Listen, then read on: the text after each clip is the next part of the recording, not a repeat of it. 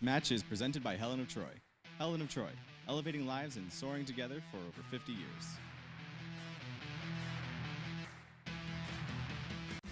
Welcome to the pre-match show presented by Brian Bird's home selling team.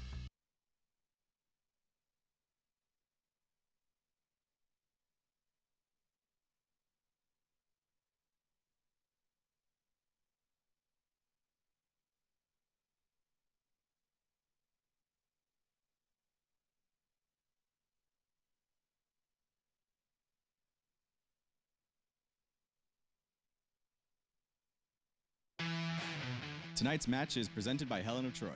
Helen of Troy, elevating lives and soaring together for over 50 years. Welcome to the pre-match show presented by Brian Bird's home selling team. Score the best deal on a home with the Brian Bird's home selling team. Visit ChucoRealtor.com or call 915-751-1500. A warm and hazy late summer's evening in the Sun City, but the sparks are going to fly. It's Locomotive FC versus the defending USL Cup champions, Real Monarchs SLC, presented by Helen of Troy. But first, let's take a quick look behind the scenes, brought to you by GECU. Locomotive FC players making their way into the stadium, and you gotta love the swagger. The team coming in with a playoff spot secured and a club record 4 straight wins, looking for number 5 this evening.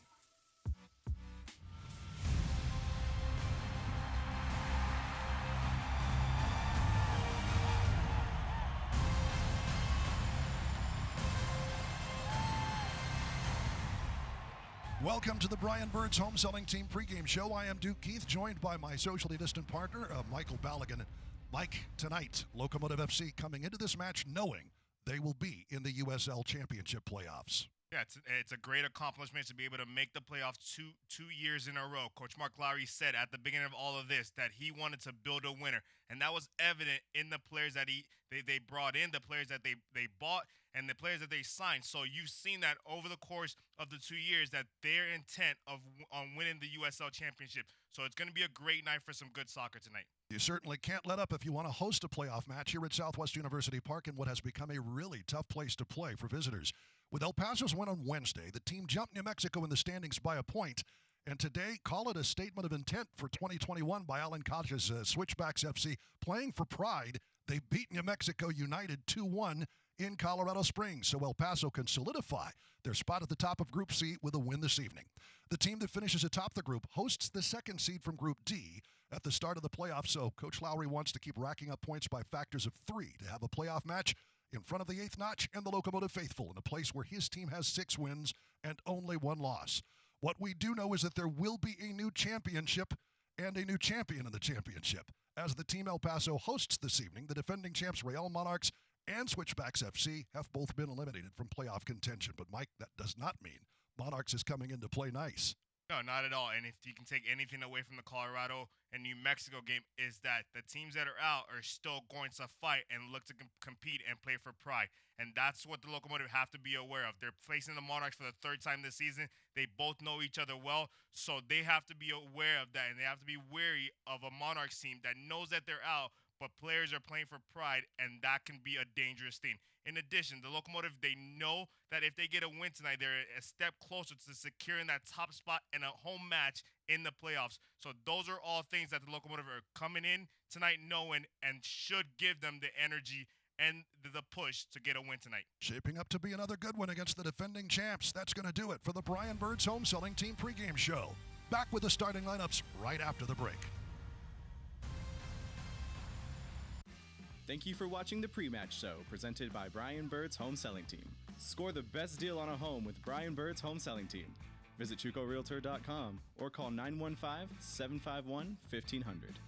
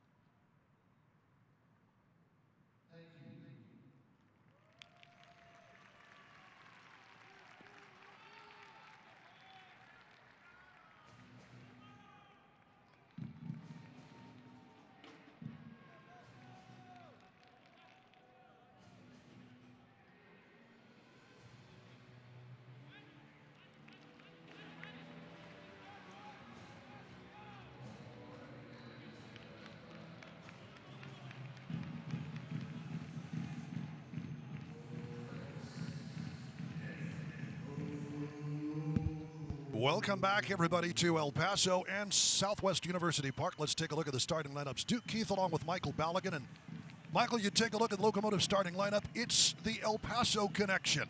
Josue Aron Gomez, Omar Salgado, Guillermo Memo Diaz, and Luis Chape Herrera all together. Yeah, and it's great to see those guys, but what you have to notice is you have players like Brent Coleman, who was brought in to shore up that back line that's missing, a Richie Ryan that's missing from the starting line, a Brian Rebellon, and those players are important. However, Coach Maragall recognizing that they've secured their spot in the playoffs, so this might be a game I can get some rest, but also have a strong lineup that will go out and get the job done and keep us at that top spot in Group C. Third match in 8 days for Real Monarchs SLC. Notably absent Kyle Coffey from the starting lineup. He is on the bench. Jack Blake is there, though, and David Ochoa starting in the net. Yeah, and that the omission of Kyle Coffey has to be concerning. However, they have players that can get the job done. We saw them come in here and fight the Locomotive very hard in the last meeting at Southwest University Park. So this is not a squad to be taken lightly. Just about ready to start things up from El Paso, Texas. A late summer's evening against the defending USL Cup champions. Locomotive FC looking for its 5th consecutive win.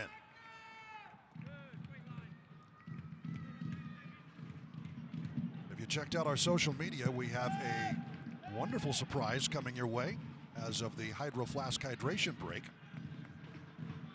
We'll let that bide for now. Chape Herrera ready to go to work.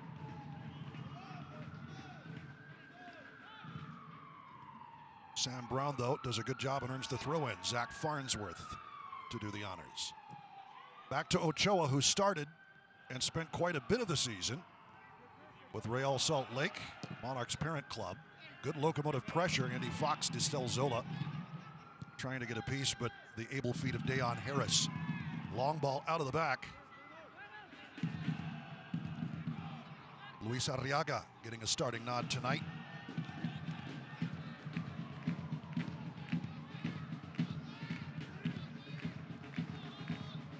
Zach Farnsworth will take it out of trouble. No way in for Monarchs. Comeback winners in Louisville, Kentucky against Lou City in the USL Cup championship game. They eventually won that one 3-1. Long ball out of the back. Straight to Josue Aron Gomez. What a recovery run by James Moberg. And that ball just didn't drop quick enough for Jose Aron Gomez. It hung in the air. He wasn't able to just have it fall down so he can get a shot off. But a really good start for the Locomotive, creating that chance. Salgado, dangerous, and it'll be popped out over the back line. Good work by Zach Farnsworth, and a quick Chick-fil-A corner. Correction, it will be a throw-in. It did make it over the touch line, not the byline.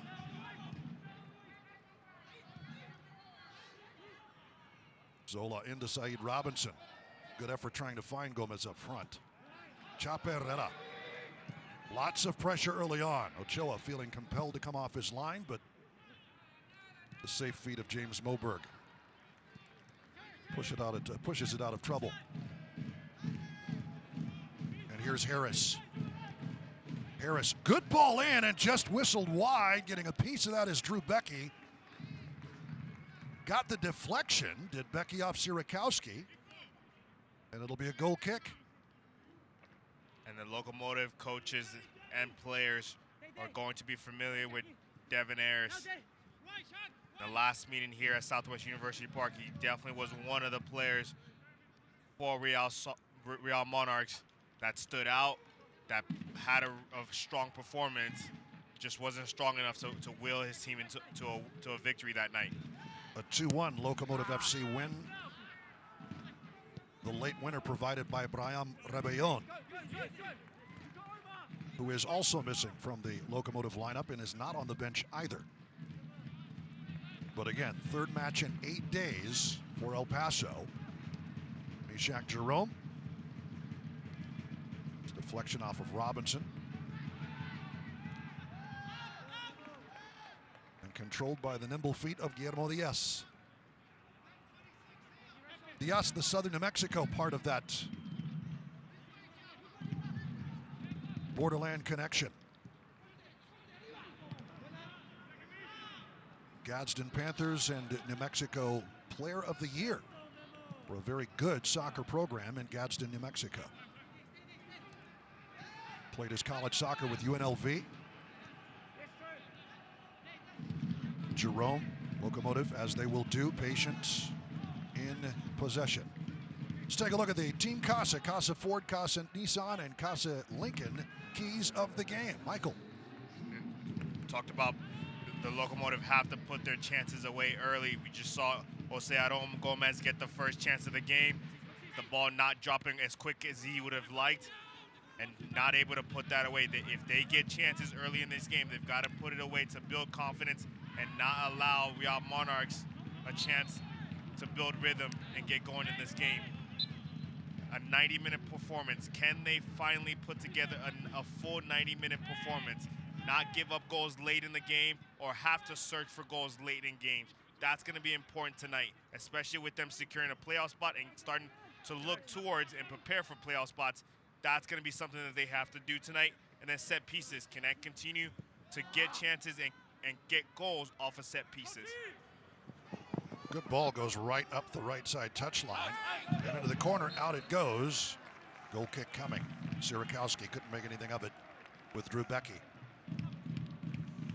Our referees tonight, our officials, Ismir Bekmic, our referee, Eric Wood, Chris Canales, assistant referees, and our fourth, Marco Vega.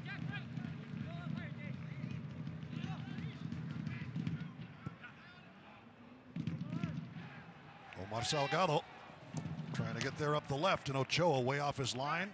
Make sure that that's in touch.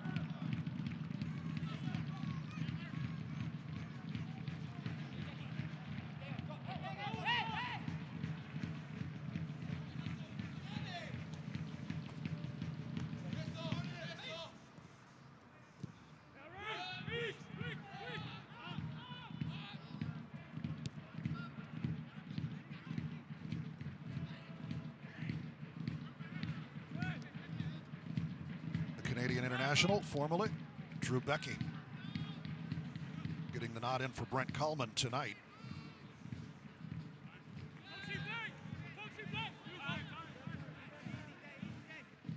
Andrew Fox.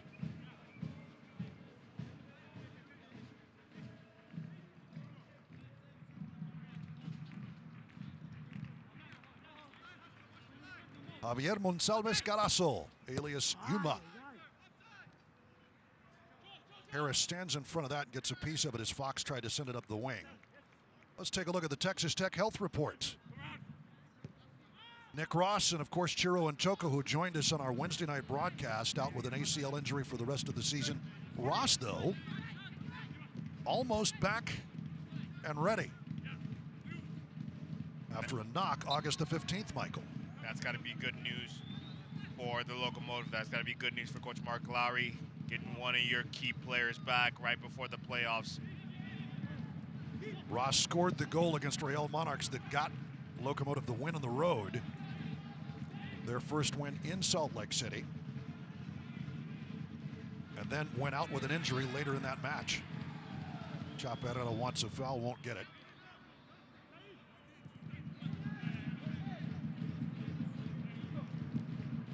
But in seeing that El Paso connection, Memo Diaz, Omar Salgado, Chaparrera, and Josue Aron Gomez, you're touching on each point of the what we would call the tri-state area here in the borderland. Northern Chihuahua in Mexico, of course, El Paso, Texas, and Gadsden in southern New Mexico. That's a great throw-in. Looking for it. Jack Blake. Easy save for Logan Ketterer in the end. The Englishman Blake. It was his elbow that met Brian Rebellon firmly in the head as Rebellon scored that late game winner. Yeah. What a great player he is. However, he's got to feel that he's having a disappointing 2020. You know, he's wearing that captain's armband for Real Monarchs for a reason. However, when it comes to the stats category and just his overall play, for me in 2020 hasn't been the Jack Blake that we know and we're accustomed to seeing. Steve Yasso commits the foul, and Locomotive FC trying to make it work. Diaz. Deflection again. It's Chaparrera who touched it last. Goal kick. Moberg is the man down.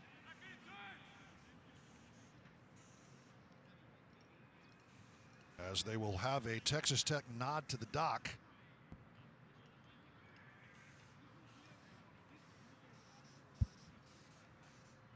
Let's head downstairs for the third member of our team, Tanya Dominguez, with word on the playoff structure. Tanya. Thank you, Michael. If you guys love a good rivalry, which I know you do, then you're going to love the news that I have for you today. On Thursday, we learned that New Mexico United is going to be coming down to the Sun City once again for the fourth and final round of group play. And you're probably thinking, did I hear that right? And yes, you heard that right. Round 4 of the El Paso Locomotive versus New Mexico United rivalry is going to be here at Southwest University Park on Saturday, September 26th. And given that New Mexico lost their match today, that means it's going to be a huge game. There's going to be a lot at stake, and I can guarantee you that those tickets are going to sell out fast. So make sure you guys get yours at eplocomotivefc.com. Because, guys, trust me, you don't want to miss this battle. And I'm pretty sure you guys remember last time we saw New Mexico, it was probably one of the best matches that we've had this season. It was such an intense game with a late goal, giving us that 3-2 win. And I think it's pretty safe to assume that we're going to see some fireworks that night. But I don't know. What do you guys think? I think you're right. 3-2, and it was definitely one of the most exciting matches we have seen here in El Paso. And a first Locomotive FC win over their rivals to the north. But how big does that loss loom for United, Michael, as they go up to Colorado Springs, their first, in essence, home game, because the COVID-19 continues to keep things shut in the land of enchantment. Colorado Springs Switchbacks FC very kind in letting them have that home game there, but they can't pull it off.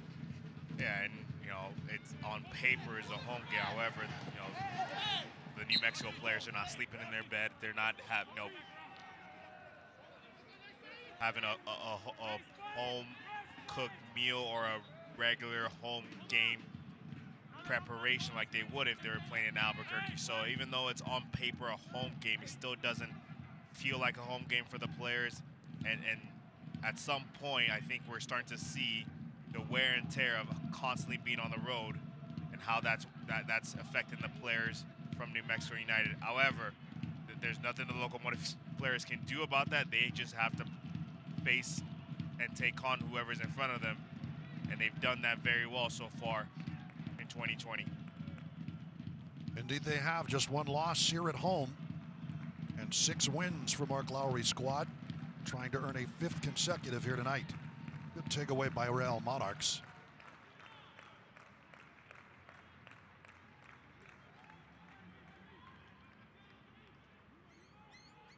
I look at the Real Monarchs setup and their defensive shape and that 4-1-4-1. It reminds me a little bit of the Real Monarchs of 2019. How Jamison Olave took over that team. Not really halfway through the season, early on in the season, and really shored them up on the defensive end. This is kind of the defensive performance we're used to seeing from Real Monarchs. So it's going to take something special from the Locomotive to break them down. They're going to have to, find pockets and seams to be able to break down this organized Real Monarchs team. Jack Blake taken down by Distel Zola, who draws the contact in return. Locomotive FC back with possession. Chaparrera trying to roll one to Diaz. Diaz will pick it up. Puts it into the 6. Popped over the back line. This will be a Chick-fil-A corner kick. Good work by Diaz.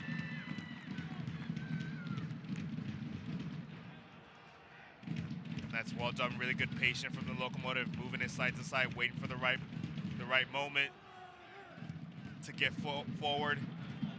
Able to find Jose Aron Gomez in a nice little pocket. And a great run on the outside from Memo Diaz. Salgado whipping in a low cross. Tapped over by Saeed Robinson, but in front of him was Luis Arriaga, and it'll be another Chick-fil-A corner. We talked about this being one of the keys for the Locomotive in today's game. They've been very good on set pieces.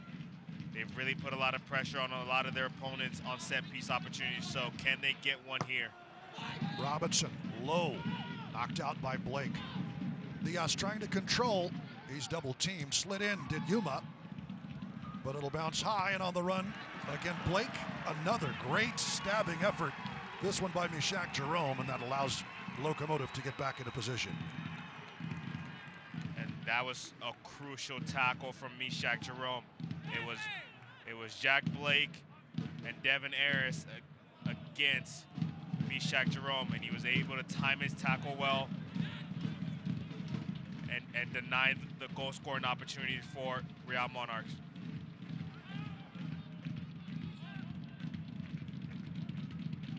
Here's Avila to Blake. Blake, nicely done up top. Took a touch to control. Did Sierakowski. He'll get it to Harris, though. Harris, Sierakowski, the dummy run. Avila gets a touch, trying to get it back, and he does, with some help from Arriaga. Little give and go into the box. One time, and off the side netting. Oh, that was put on a tee for Zach Farnsworth. Overlapping run, but could not steer it on frame. And that was some really good interchange in play in combination from Jack Blake, Devin Harris, and Jose Arriaga. Just quick 1-2 touch movement of the ball to create that opportunity for Real Monarchs.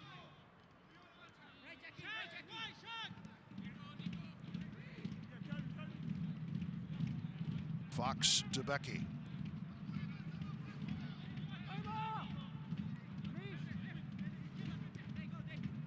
Jerome.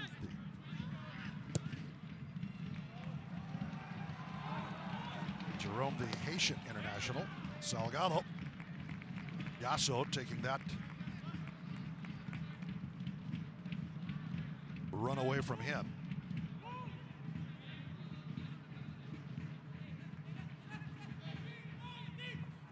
Fox bouncing one to Robinson.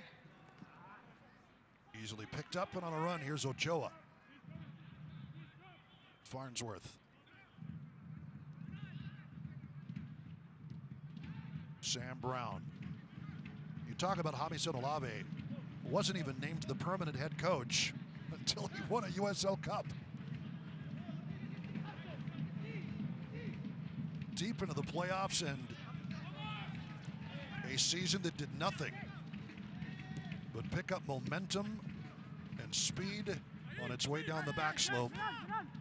Things have certainly melted away in 2020, though, for the defending USL Cup champs. And you know you've got to feel for him a little bit when you lose such key guys to your 2019 run. Douglas Martinez, 17 goals. He's gone. Out of the back. Looking for Sierakowski. It will be a goal kick. Wisely Becky and Fox able to not touch it, though they do run into each other. But you talk about Douglas Martinez, 17 goals. Michael Chang, 15 goals. Our Texas Tech nod to the dock, though, as Ricardo Ruiz has to come over to take a look at Andrew Fox. And even though this isn't a hydration break, you see all the Real Monarchs players quickly go over to their sideline to get some instructions from Jamison Olave. He's got to be pleased with what he's seen so far from them on the defensive side. And now is probably just a couple of instructions on how they can break down the defensive structure of the Locomotive. Well, this is not looking comfortable for Andrew Fox as we take a look. Just trying to handle Sierakowski, and Becky unfortunately gets a piece.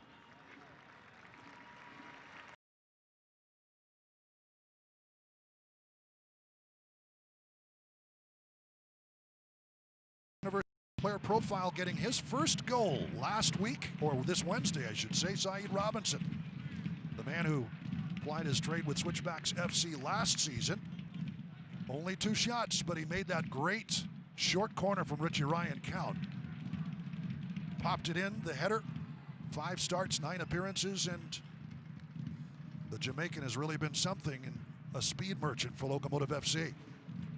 Yeah, well, he's got to be happy with the fact that he was able to get his first goal for El Paso. It's got to be a bit bittersweet scoring against some of his old friends and teammates in Colorado Springs. But a crucial goal, big goal for El Paso and Saeed Robinson. Jerome tried to find him just now. Didn't quite work out.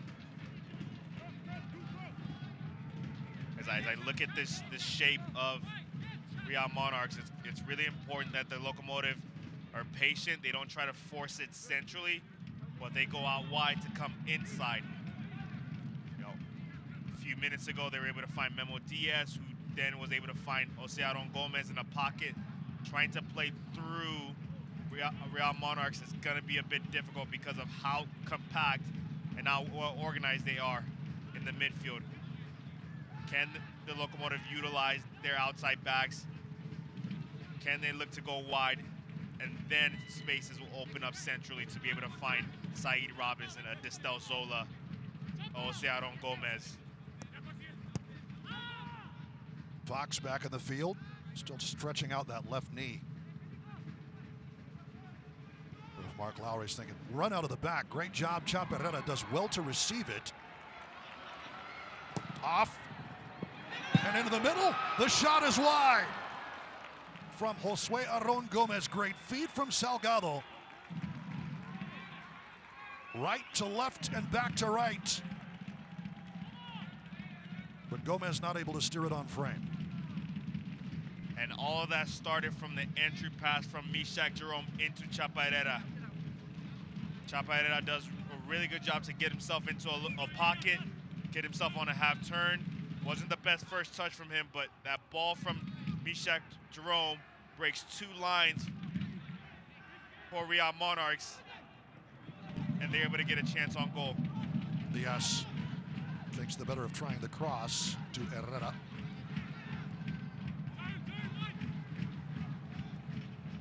Fox. Salgado from Robinson. The Frenchman, Zola. Real force for the U21 French national team. Mishak Jerome blazes that one. Into touch.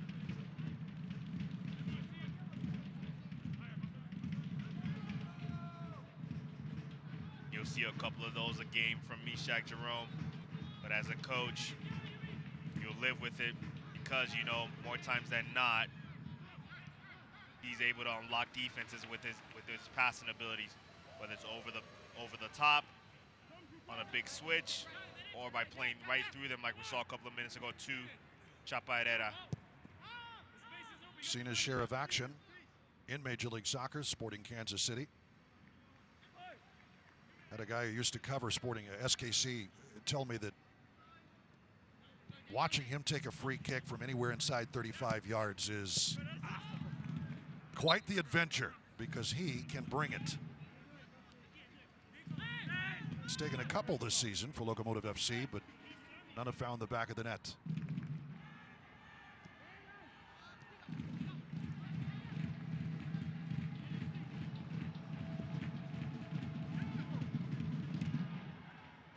Ochoa. Jerome keeping it off the feet of Arriaga.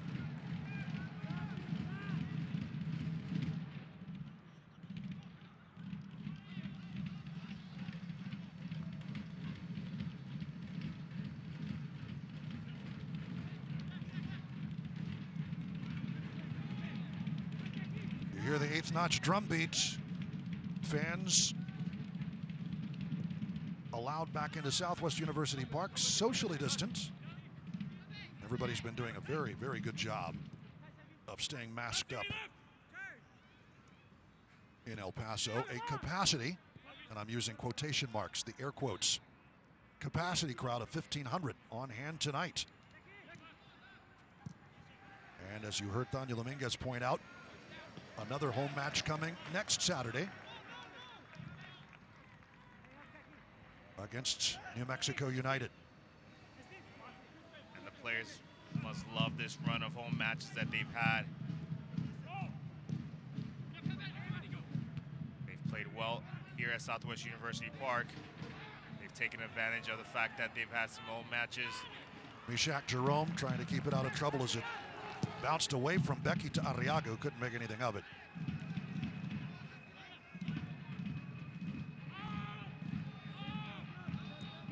Always good to sleep in your own bed.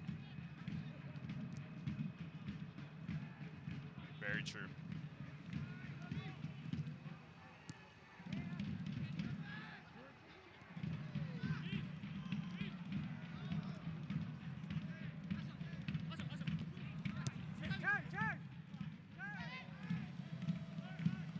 Touch deserting Real Monarchs there. Zola trying to bring it up.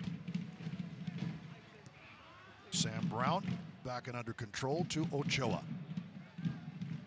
19 years old from Oxnard, California. Many thought he would be the heir apparent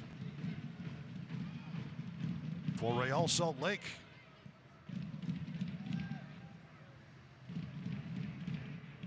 Nick Raimondo retiring after the end of last season. Such was not the case. Here comes Real Monarchs trying to cross that back as Arriaga. Locomotive, 3 blue jerseys in close proximity. Salgado taking Yasso to the byline. His cross deflected. Salgado goes to ground, but a throw-in is all Locomotive FC will get. Referee Ismir Pekmic over to take a look.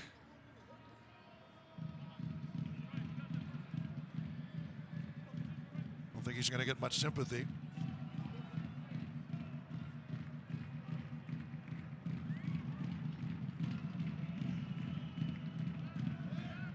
Let's take a quick look at the replay. Little shoulder bump maybe.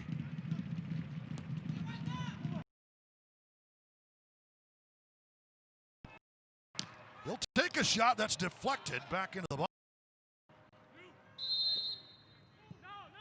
Offside flag is up. Moberg in front of that.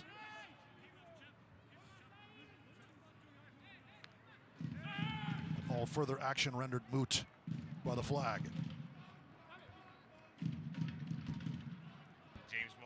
James Moberg just stepped in a couple of crucial moments in this first half already.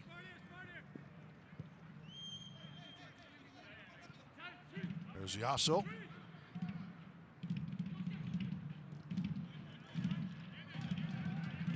Kind of skips up on Avila. Locomotive sensing an opportunity, but Real Monarchs does a good job clearing it. Quick throw in. Sierakowski sets one up, and it's just wide.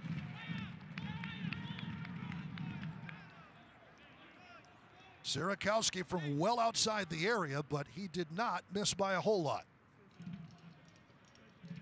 And I think Jack Blake must have heard my dig, not so much a dig at him early in the game, because he's been much more active in this first half. Even though he's starting on the right side near Devin Harris, he's found himself floating over to the left side, making it really difficult for the Locomotive midfielders to pick him up.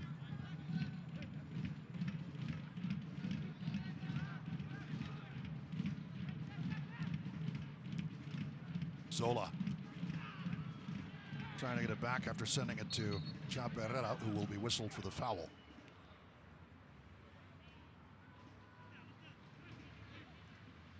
The USL Elite pre-professional platform. USL Academy allows clubs across the United Soccer Leagues to Build a pathway to pro soccer, bringing together top local talent. Following the success of the first Academy Cup events, clubs can now apply to participate in the USL Academy League, kicking off in the spring of next year. For more information, visit usl-academy.com for more information. Sierakowski's going to run this one down. Touched back, Arriaga. And a great job by Ketterer to keep that from becoming a corner kick. Ruled he was over the back line, though. So says the assistant referee. Ketterer disagrees, but will have to give up the ball anyway. Judge for yourself. All of the ball has to be over the line. Yep. I don't think the referee, assistant referee, over here on our corner had the best of looks. Either way, low driving kick. We'll do it again.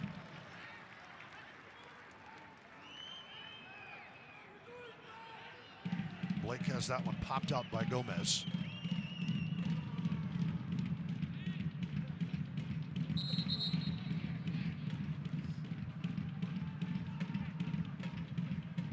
Little separation ordered. Avila getting tangled with Omar Salgado. See Sam Brown lurking about on that back post. Black in, punched away Ketterer. Sierakowski gets a touch. Real Monarchs will control. Arriaga active on the left and in the middle. Given away though. Yuma to Zola. Zola with all kinds of space. To Salgado. Salgado, far post and just wide. That's a decent effort from Omar Salgado. Taking it on his favorite left foot. Just not able to get it on frame towards that back post. But well done by Zola to eat the space, pick his head up, and pick the right moment to get Omar Salgado the ball. Our Hydro Flask hydration break as we take a look at this one again. Salgado blazing it just wide to the left. It'll be a goal kick when we resume. But with the Hydro Flask hydration break, our promised surprise, we are very, very pleased to have with us Locomotive FC midfielder, the Scotsman, Mr. Nick Ross. Nick, welcome to the broadcast, and we're very, very happy to have you with us tonight. Thanks for having me on, Duke. Yeah, just want to say to everyone that I am speaking English, in case you can't understand me. Maybe not used to my accent, but yeah, pleasure to be here. It is a pleasure to have you, and I know that it was against Real Monarchs in Salt Lake where you scored the game-winning goal, but you also took a knock that has kept you out. A little light knee surgery, but you're almost ready and ready to hit the field. Yeah, so it's been 2 weeks since surgery, and I started jogging a few days ago, and it's feeling good. So I'm aiming for the playoffs to get back, and we'll see how things go. Nice.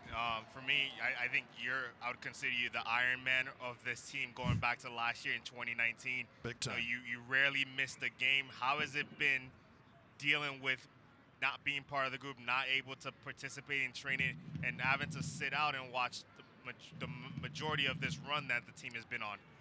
Yeah, it's been hard. I don't enjoy missing a day of training, so to miss as many games as I have, I think it's been 5 or 6 now, so it is tough, but the boys are doing better without me, so maybe I shouldn't come back.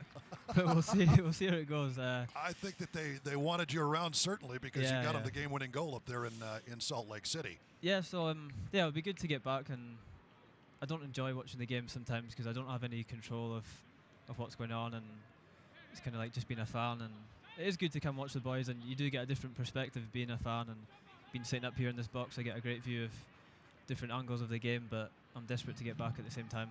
Certainly, and that is understandable, although we appreciate having you along. You get to put on your pundit's hat tonight. Yeah, first of many, I hope. We hope so too, but not too many, at least not this season. Nick Ross, right, yeah. Locomotive midfielder, joining us for the rest of the match, and we'll be pleased to have him along for the ride tonight. What have you noticed so far about the match this evening? Yeah, so they're playing a very high line. I've noticed that Omar's been in a few times. Aron's got in early on from the ball from Foxy. I think if we can exploit that in behind, we can get more chances, but at the same time, they're putting together a few good moves and they've caused us a few problems. So I think that comes down to us just keeping the ball better and not getting too complacent on the ball as well, because they're not pressing great. So if we start being slow on the ball, that can attract them. So Zola out of the back. There's Yuma. Locomotive looking for a measure of control. And I think you made a really good point there, Nick, in terms of they're not really pressing. You know, I'd say Drew and Mishak have been on the ball quite a bit in this game because Terakowski is just letting them have the ball. He's lightly pressuring, but not enough to really you can really distinguish it or call it a pressure. Would you say that's typical Real Monarchs, or is that different from what you've seen playing them twice last year and then the 2 times this year? I think it's typical, yeah. It's similar to Colorado as well. I think when you watched the game the other night, they didn't really press us either, so we can get caught and almost beating ourselves. How difficult is it playing against a team that doesn't really press, that sort of sits back and plays low blocks? How difficult is it playing against teams like that? Yeah, I think you can get caught, and like you were saying, Mishak and Drew can get caught just passing the ball back and forth to each other, and it's easily done because you've got so much time on the ball, and maybe too much time to sort of think of how many options you've got on the ball. But I think the key is just to keep moving the ball quick, keep finding Omar in behind who's causing them a lot of problems when he gets there, and just keep moving the ball as fast as we can and sort of wear them out, because they are moving side to side, and that can kill you when you're slowly moving side to side all game. That's a good deflection. Deon Harris is going to win that battle against Andrew Fox, maybe still nursing that knee injury. Harris will launch this one. But you see the speed of Deon Harris, the Milton, Ontario native. And Andrew Fox is down. His evening may be done. I don't think he's ever completely recovered from that knock he took with a collision with Drew Becky. And this is going to be a tough one for the Locomotive. We have Nick Ross on with us, who, like I said, was I would call the Iron Man of this group. One of the first names on the team sheets, one of the guys that it comes into preseason, comes into the season regularly fit, and to have him not be in the lineup, and then another one, another Iron Man in the group, in Andrew Fox, looking like he's not going to be able to continue tonight. That's got to be tough for the group. Would you say, Nick? Yeah, definitely. Foxy's one of the fittest players in the team as well, so it's a surprise to see him when he goes down. It's something serious when he's down, so it'll be a big loss. He gives us a lot of sort of physicality on the left. He's quick, he's strong, he gets up and down, and he's a very good defender as well as attacker, so that'll be a big loss for us. But Derek can come on, and you saw in the last game how comfortable he is in that position, so it won't be a huge change, but Foxy's still a big loss for us. Ed Borelli getting some instruction, and it appears he will be substituting in for Andrew Fox. The Texas Tech nod to the doc. Second time we've had to see Ricardo Ruiz both attending to the Englishman Andrew Fox and Borelli. 29 years old, comes to Locomotive FC via Locomotive sister squad, FC Juarez Bravos, where he had been since 2015. Fit right in. I'm sure that the game sharpness is different. It's been about half a year since he's actually played competitively, and he's been in training for a few months, but getting some last words with Yuma, wearing the captain's armband tonight, and Ed Borelli will take Andrew Fox's place. And that is some much needed depth for Mark Lowry's squad.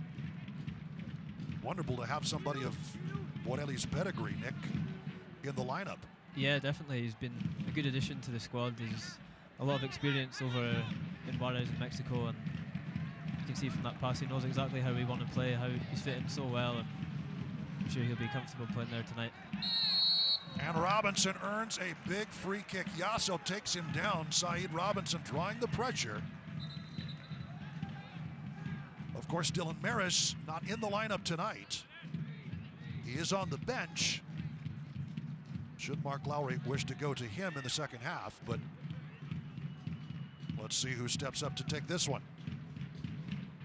My money is on Meshach Jerome, but it looks like an Air Borelli's. He's the one placing the ball down. It's going to be Meshach. They call it the Jerome zone when he's outside the box. That's about anything within 35 yards, isn't it? Yeah. I would not want to be in that wall, I'll tell you that. Oh, mercy. The Haitian international, Meshach Jerome. He and Yuma standing there, but yeah, don't doubt for a second it's going to be number 4. Wouldn't mind Yuma having this one as well. You know, still having flashbacks about his screamer. Didn't get it on frame, but just the ability to connect so cleanly on it. Meshach Jerome tries to steer this one into the top corner, but up and over the crossbar, and we are getting word that Andrew Fox has made his way into the Locomotive dressing room. So certainly not good news, but I think Fox, after having to contend with Dayon Harris, just knew he was going to be a liability if he stayed in the lineup. And knowing Andrew Fox, that's got to be a tough. Harris. Easily taken by Ketterer.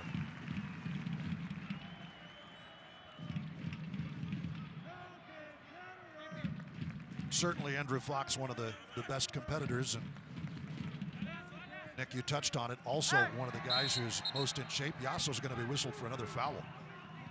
And might need to tread carefully here.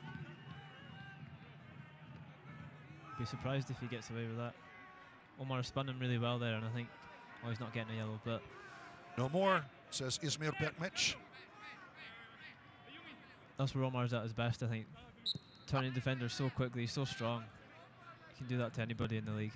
Yeah, how difficult is that playing? You know, obviously you play against him in training regularly. You know, how difficult is it playing against someone that big, that strong, with that much pace? Yeah, luckily I avoid him in training, so I don't have to deal with that. But you're in kind of a different spot, yeah. I would guess.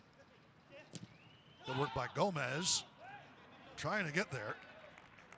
It'll be a corner kick, Chick-fil-A corner coming. And Syed Robinson goes over to take it. Second corner of the match here in the 42nd minute. No score between the defending USL Cup champion Real Monarchs, SLC, Locomotive FC. Robinson. Far post easily handled by Ochoa, and a foul called as Ochoa collided with Drew Becky. And he is not feeling comfortable. Young man from Oxnard, California. And it will be another Texas Tech nod to the dock. Matt Murphy, the trainer for Real Monarchs, on to take a look.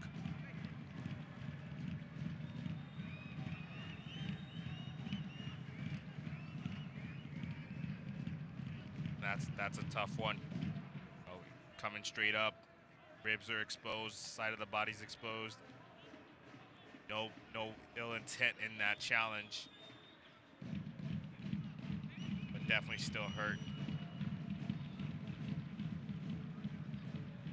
Jimmy Slayton, the backup, trying to shake it loose. We'll see if Jamison Olave has to bring him in.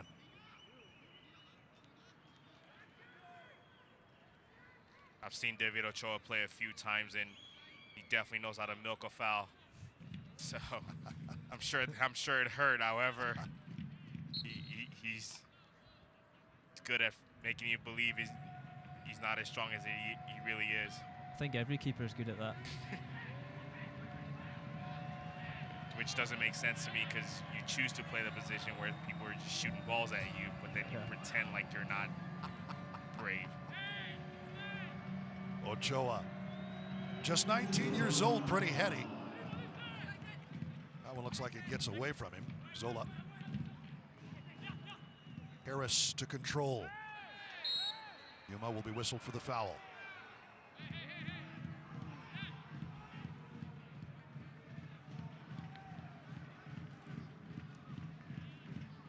decent position here for Jack Blake. Always dangerous in from those angles because one touch could send it into the back of the net. Especially from an angle like this, an outswinger that's going to keep Logan Ketterer off his line or on his line a little bit because he's swinging away from him. To the far post, knotted down by Becky, straight it comes, and Arriaga. Deflected wide, it will be a corner kick.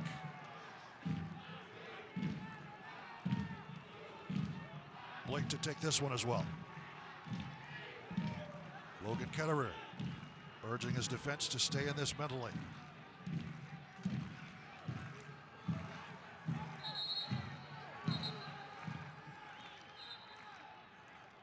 Too much action right at the spot. Oh, mercy. Yuma and Avila. Yuma with 3 yellows on the season.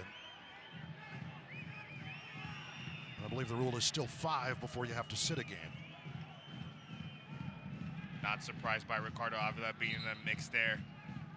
If the fans remember, in the first ever meeting between these two teams, getting a red card early in the first half, resulting in Real Monarchs having to play the majority of the game down a man. So he's not one that's foreign to contact, physical play, and mixing it up. And here's Blake. Blake headed out by Jerome. Well covered by Locomotive FC.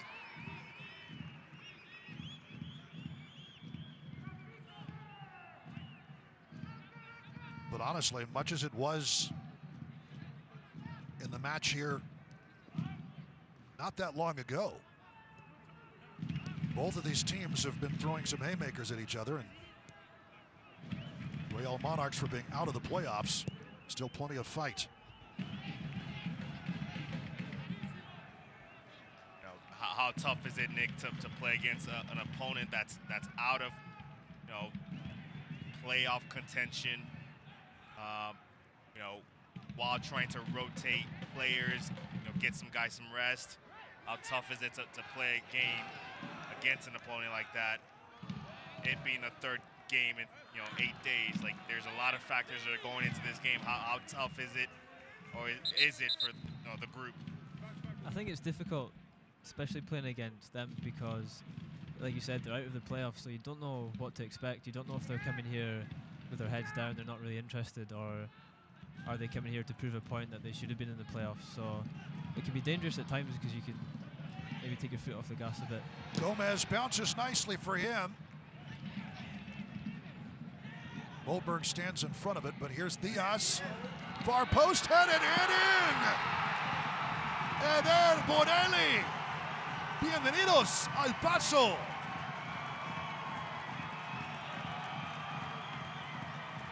Borelli, the late run to give Locomotive the 1-0 lead in the 2nd minute of Jarrito stoppage time.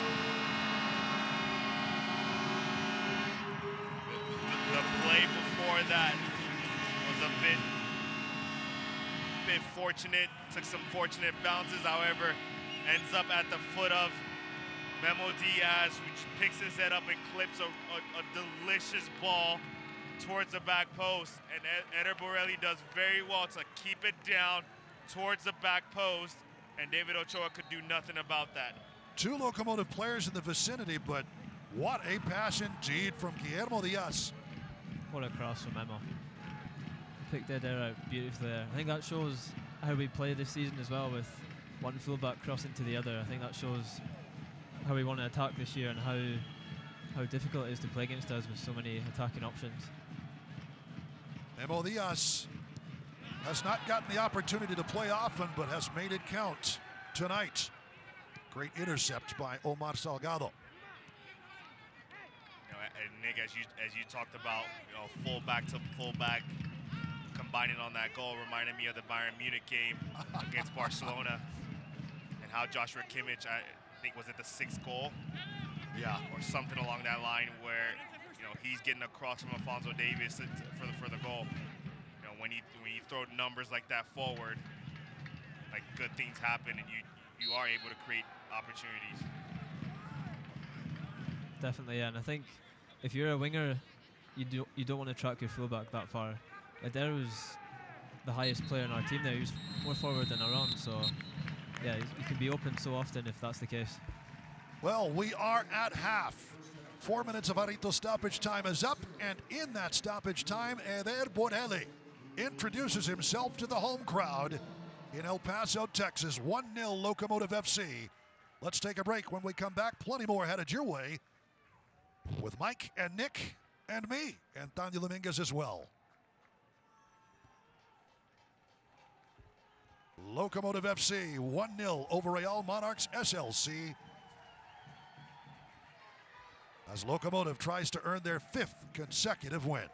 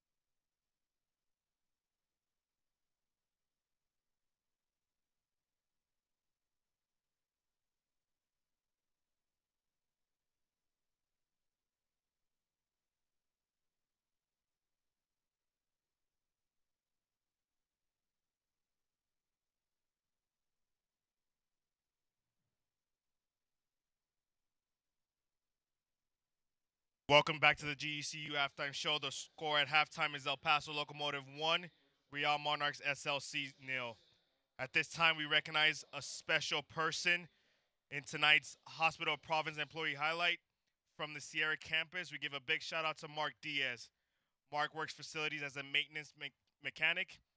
His work every day to ensure the Sierra campus hospital is in top shape and dedicated to the repairing and keeping the facility in pristine operating order. A big thank you to Mark Diaz for his commitment to the Sierra campus hospital. The GECU halftime show will return after this break. At halftime again, it's Locomotive 1, Real Monarchs SLC 0.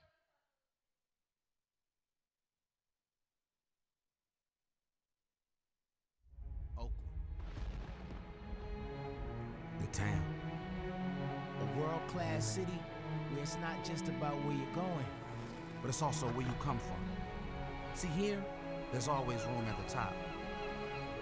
Where the sky's the limit, but roots help keep you grounded. And this is town business. If you know, you know. Some might say it's rough around the edges, but we all know that the flavors are in the margins. It's a family affair out here. That's all eyes on we. Hold it down for the people holding you up. These things matter to us. It is Let's Go Oakland over and over and over again, where East Oakland and West Oakland meet. Show the town love, and the town will love you back. Oakland forever.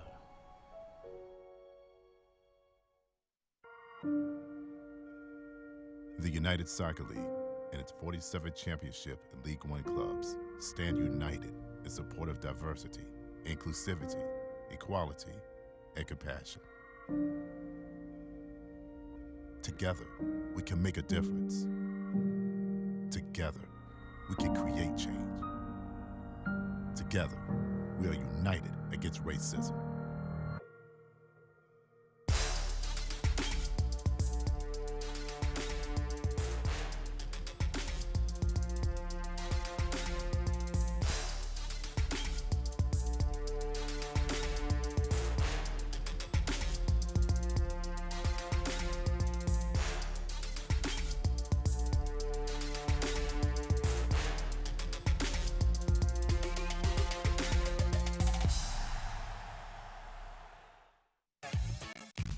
It's now time for the GECU Halftime Show.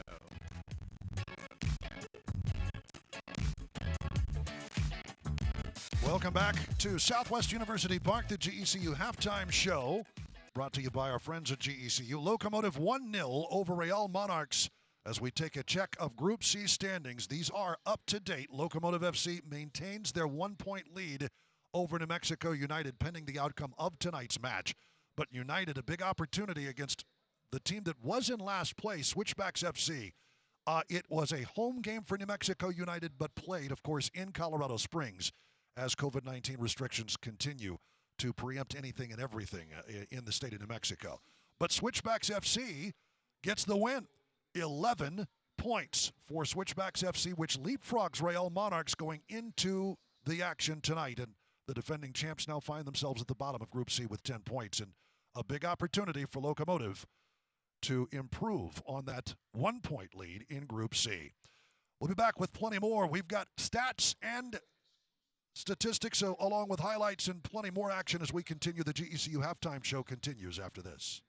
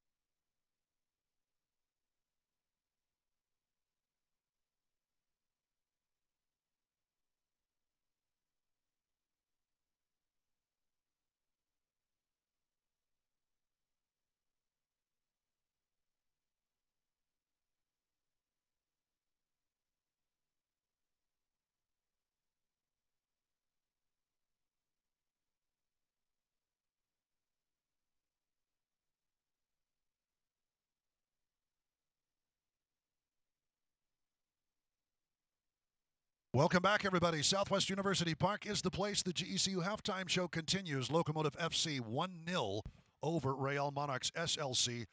Duke Keith, Michael Ballaghan, Nick Ross back with you as we take a look at team news for Locomotive FC. Don't forget, Locomotive picked up a home match. That's going to be next Saturday. It'll be the final home match of the season, Saturday, September the 26th, 7:30 p.m. It's going to be the fourth matchup between the two teams this season. El Paso has won one, lost a match, and drawn in the three priors this year. Could be the determining factor to see who will finish atop Group C. And tickets, eplocomotivefc.com. Locomotive FC clinching a playoff with their win and the Real Monarchs loss last Wednesday. Clinched after that 2-1 win against Colorado Springs on Wednesday evening. Back-to-back seasons making the playoffs.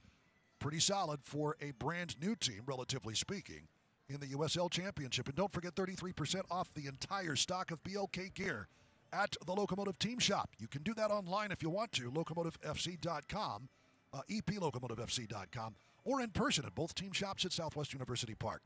Taking a look at the first half statistics, and Mike and Nick, pretty solid effort for Locomotive, 87% passing. That's about where the team has been, close to the top of the USL Championship.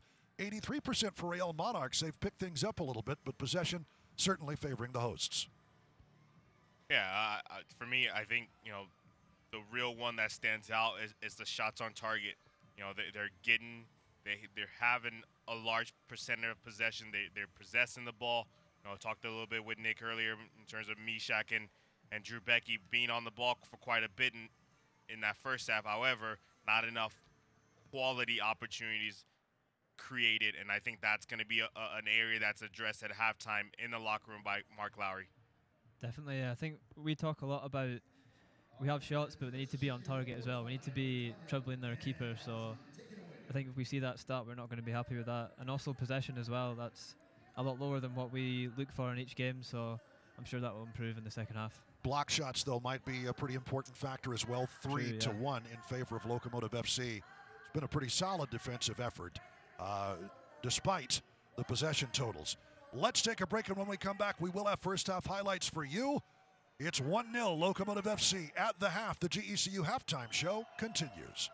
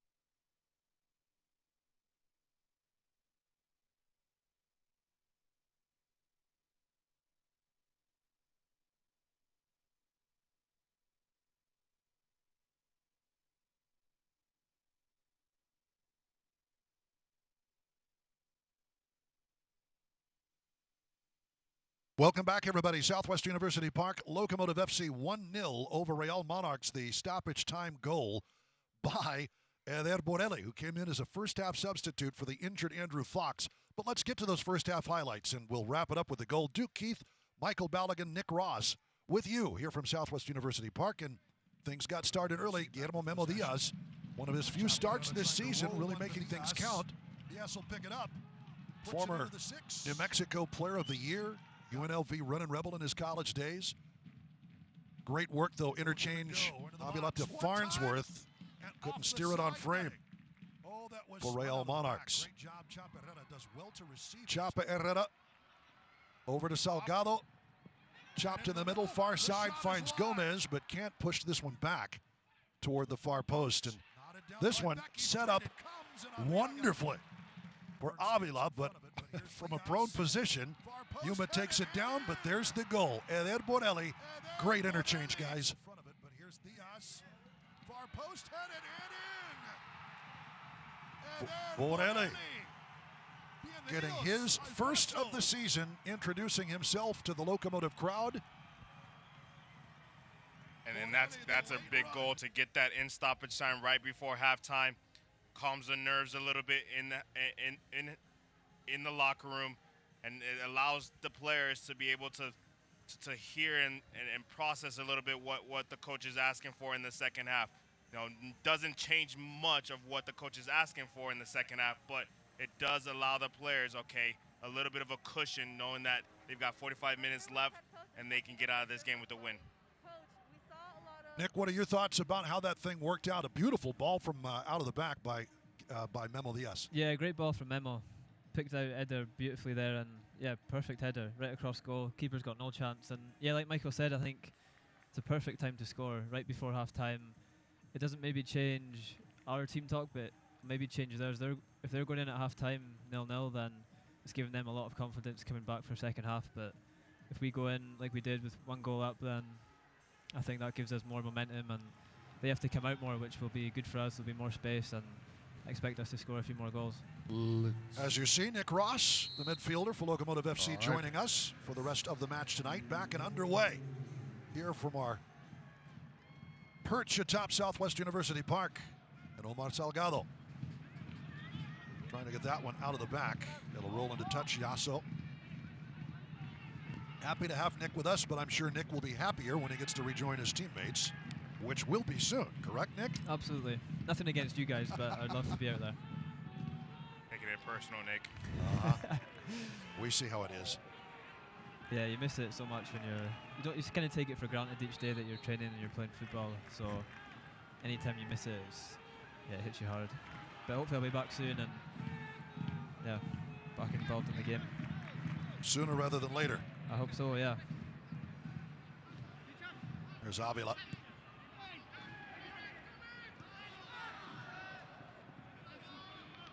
We'll bring in the 4th member of our team tonight. Daniel Dominguez here shortly.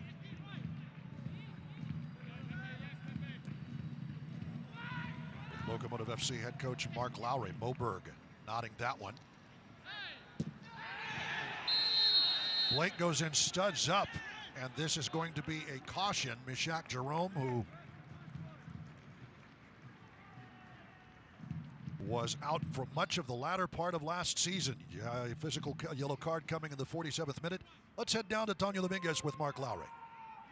I'm here with head coach and technical director Mark Lowry. Coach, we saw a lot of opportunities created, several set pieces. How are we going to convert on those here in the second half? We need to hit the target more with our shots. We had 3 good chances before we scored, didn't hit the target. We've got to get more pressure on the ball because Monarchs have created too many chances for me. I wasn't happy with the first half. We've got to raise it in the second. Thank you so much, Coach, and best of luck in the second half. Salgado off to the races. The cross. Nobody in blue nearby. Omar Salgado starting to assert himself physically, and Mike, you talked about it. This might be Omar's best season. Certainly in his 2 spent with Locomotive FC, but his best season in quite a while. Absolutely. I think, mentioned it last time, he's been able to stay injury-free, and that goes a lot to just having rhythm, being able to train regularly, be able to stay fit. That's been key for him this year, and I think it's just the confidence of, being at home, being around people that people that you love, people that care about you. That just gives you, a different sense of peace than when you're away from home and having to, deal with life as a footballer, like as Nick would say. Barnsworth. Yeah, Omar is the king of El Paso, so I'm not surprised that he's comfortable here. If you need anything in El Paso, ask Omar. He's got the hookup, huh? Yeah. He's like the king here. But yeah, he's playing so well the last few games especially. I think it's really suited him, the position he's in, where he can kind of peel wide and just use his pace and strength to get us in behind and cause all sorts of problems. But when you say he's the king of El Paso, is he taking you anywhere yet? He just knows everyone. Everybody knows him. He hasn't actually taken me anywhere personally, but he's told me where to go, and yeah, he knows. He's just like a celebrity here. It's crazy. I've never seen anything like it. Indeed he is. Top draft pick of the Vancouver Whitecaps in 2011. Injury plagued as a pro up till about 3 seasons ago. Spent, of course, he signed with Locomotive FC before the team had a name or a season. and went on loan to Las Vegas Lights FC. That was in 2018. 2019, came in and did well, but this season we're incredibly blessed to see a healthy Omar Salgado here in 2020. Certainly the home fans were. Nick, you mentioned a little bit about getting shots on target. I know you weren't in the locker room, but you might as well have been, because what you said on air with us was the exact same words that came out of Mark Lowry's mouth. So it sounds like, you know, you do pay attention when he's talking. Yeah, he's mentioned it so many times about shots on target, especially. I think last year maybe we had too much possession and not enough shots. So this year we really worked on being fast in attack, really working the opposition goalkeeper. And I think if he saw that stat at half time, we only had one shot on target, he won't be happy. So yeah, I'm not surprised he said that in his interview. Solid work on the left side. And I think that's something that, you know, coaches from a young age mention to players is, you know, hitting the target. There's a difference between, you know, shooting and finishing, you know, but also making sure your shots are on target. You never know what can happen, whether it's a rebound, whether something, but it gives you an opportunity, you know, one, to test the goalkeeper, two, to put yourself in a position to possibly get a rebound. Gomez, good pass sprung by Robinson, trying to return the favor. Top of the box, swing and a miss. Chaparrera, fans on it. Diaz, Yuma. Just missed time to touch.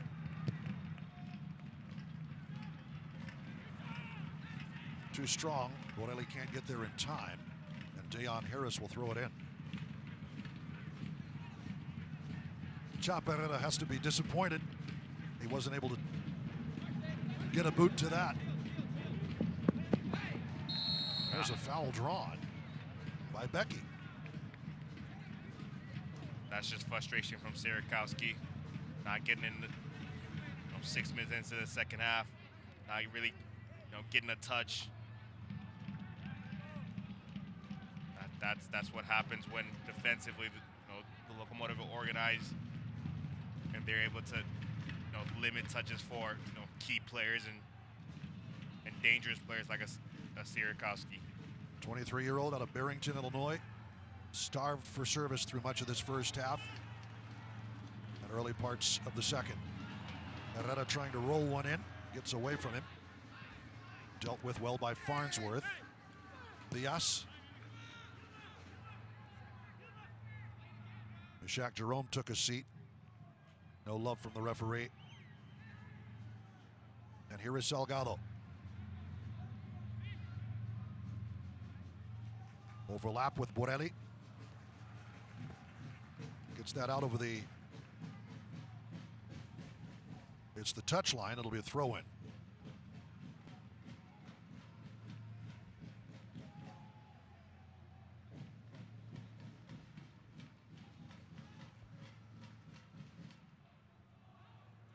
Nodded back in, and Farnsworth skies it.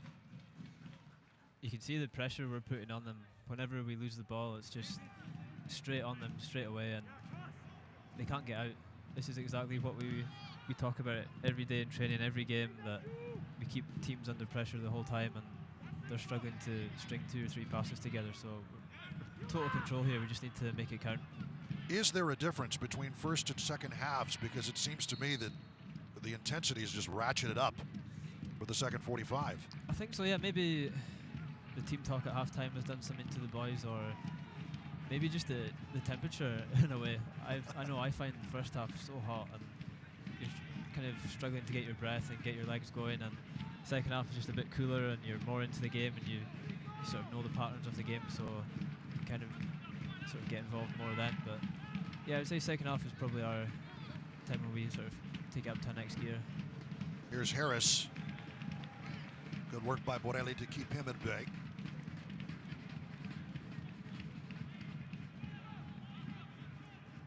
even now you see how far we're coming up to the halfway line. We've got Drew and Mishak almost on the halfway line now, pushing them, pressuring them straight away. They can't play a ball in behind, and they're forced to play a difficult pass like that.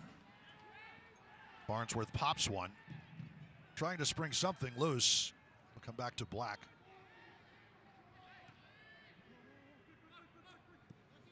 I know Jack Black was on the field.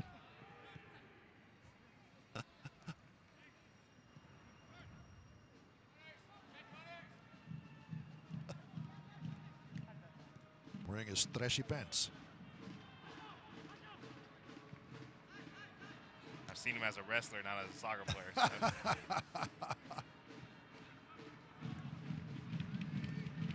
Well, Jack Blake, the soccer player, wearing the captain's armband, man from Nottingham, England. What a season they had last year, as we pointed out. Everything just picked up steam once Hami Sonolave was named coach. That perhaps should have been a foul, was not. Memo Diaz high stepping and keeping Sierakowski from advancing further. Yuma. Borelli and Becky.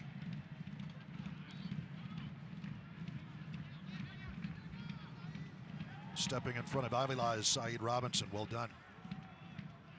Zola draws the contact, and down he goes. We've talked about Distel Zola, and I think Mark Lowry had mentioned that the Frenchman, as it is for, and perhaps you could speak to this, Nick, for a lot of European-based players, coming to the United States and then spending 4 months in isolation from everybody has got to be one of the most difficult things. You've got no support network around you. And I think perhaps that speaks to Distel Zola working himself into the team. He's had a pretty solid match tonight.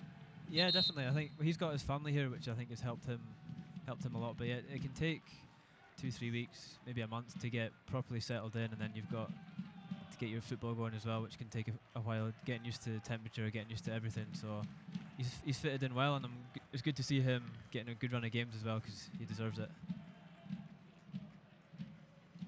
Well, we speak of Distel Zola. His night is done in the 57th minute, replaced by Richie Ryan. And Saeed Robinson will make way for Dylan Maris in minute 57. Solid efforts tonight for Zola and Saeed Robinson. And Nick, I feel like we've seen this change over the last couple of games from Mark. You know, going from the diamond into the 4-2-3. You know, is that more of a defensive thing from him, or is it, you know, looking to push forward, get more numbers forward? You know, I wouldn't say it's defensive. No, it's more about keeping the ball. I would say Richie will come on and just, you know, he's like, he barely gives the ball away, so he's going to keep the ball, keep us moving forward, and the passes he plays are different to Yuma. He plays more penetrating passes, so it's kind of more of keeping possession and finding those gaps for Dylan, who's on now, who'll find those gaps in behind their midfield. And I think in a way it's more of an attacking move, so we keep the ball and we keep penetrating them. Stay on Harris, the man down. Our Texas Tech nod to the dock. Matt Murphy out again to tend to the Canadian. So what you're saying with Richie Ryan, maybe not taking your foot off the gas so much as kind of trying to set things in cruise control. I would say so, yeah. I think him and Yuma play so well together. They know each other's game really well, and people might see them two playing together and think that it is defensive because they're not really attacking players, but the way they keep the ball, the way they control the game is so unique, and I think there's not many better number sixes in the league than those two, so I don't expect us to give many balls away now, and I expect it just to be one-way traffic. Ireland and Spain. Don't know what language they're speaking to each other, but it works. That was my next question. Yeah. It seems like the communication is great, but I know Yuma does not speak English well. Yuma speaks a bit, and Richie can speak a bit of English as well, so it's not bad that they can both speak to each other. But I think when you... Oh, my. Football's a funny game where you can just you don't have to speak to someone. You just know their game. You know where they're going to be. It's just a unique thing, and I think although they can't speak fully together, they understand what each other needs from each other. So yeah, it's perfect. The way they play together just will help us, especially in this game where, like I said, at halftime we're not keeping the ball as much as we want. So I think expect the possession stats to be pretty high at the end of the game. Oh, for sure. And you kind of touched on it a little bit about football being a universal language, just having a universal language. I'm sure you've had teammates and people that you played with who didn't speak the same language as you, but once they play you that first pass on the first day of training, you look at them a little different because it's like, okay, you're speaking my language. Just with the quality of the pass that they play you, it's a language in its own. Definitely, yeah. Speaking of language, my understanding is Richie, Ryan, and Yuma probably two of the most passionate soccer tennis players on the Locomotive team. I would imagine the language at that point gets a little colorful. Have you learned new words? You always learn the bad words first, don't you? But I'd say everyone's competitive at that. But Richie and Mishak are top of the table on that one.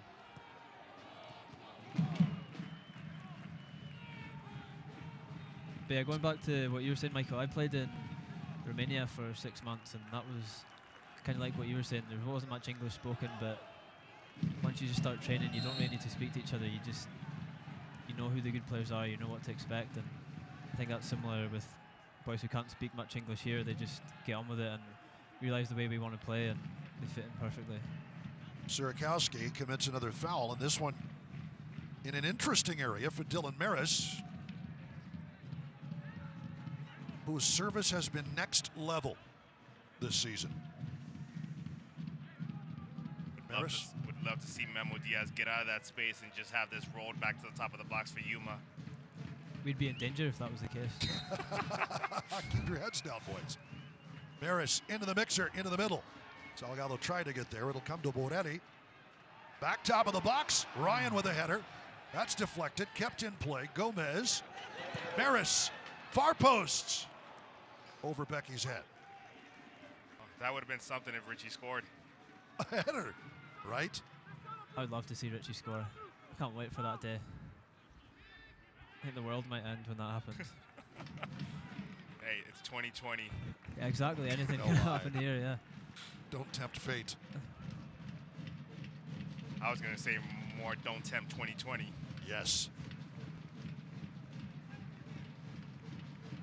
How is this whole quarantine, corona, how have you handled that? Obviously, you're away from home. How has that been for you? Yeah, it has been tough. I've been speaking to people back home a lot, and just the situation there is a lot different to here. I think it's more strict back home, so they've had it a lot worse than we've had it. So yeah, just been speaking to them, and we had a lot of Zoom sessions as a team and doing our own individual stuff to keep us going, and I think we came back flying in the end because we'd done so much running, so much fitness, and we just couldn't wait to get back playing. So, well, that's one of the things I know that you guys have stayed in wonderful shape. That speaks to Mark Lowry's training regimen, but also Gabe Zapponi, Matt Williams, J.C. Garzon. Here's Salgado. Top of the box, misses everybody. But knotted out by Sierakowski. Chick-fil-A corner kick coming up. And how often have we seen that in recent games from Omar, just getting out, abusing the right back from the other team, turning them, getting his head up, and whipping dangerous balls into the box. Just a bit behind everybody. Blake appears to be the last one to touch it. And here is Maris. Top of the box and popped out. Blake on that. Here's Jerome. But you talked about staying in shape. Just talking to Mark Lowry on the restart. He was very ready to see his team hit the field as Chap Herrera getting tangled with Moberg. Blow the whistle to Moberg trying to shake that one off, which he does in short fashion. He just caught an accidental foot or some body part to the face. See Chaparrera go over immediately and say I'm sorry. Wasn't intentional. Right under the lip. Man from Modesto, California. Oh, that's a good angle. Caught him on the trailing foot. Just trying to, I think, catch his balance.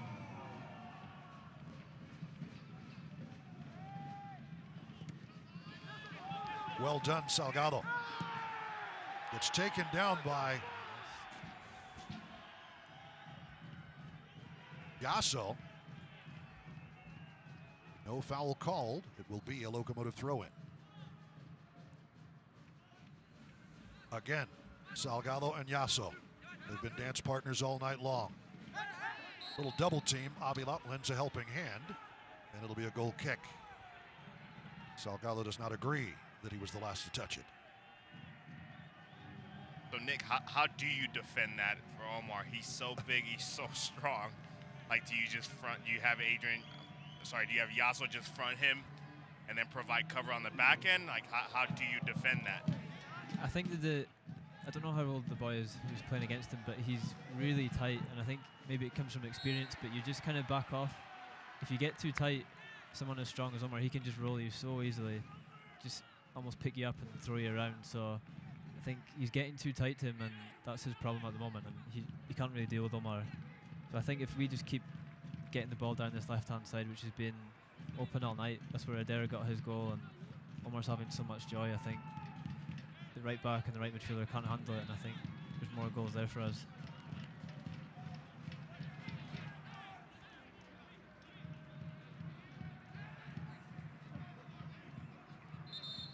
This will be Borelli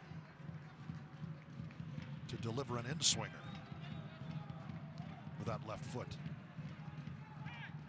Come on, Richie. Borelli spins one. Nodded out, looks like Surakowski got a piece. Here's Yuma. Lofted back in, trying for the far post, but just missing was Chaparrera.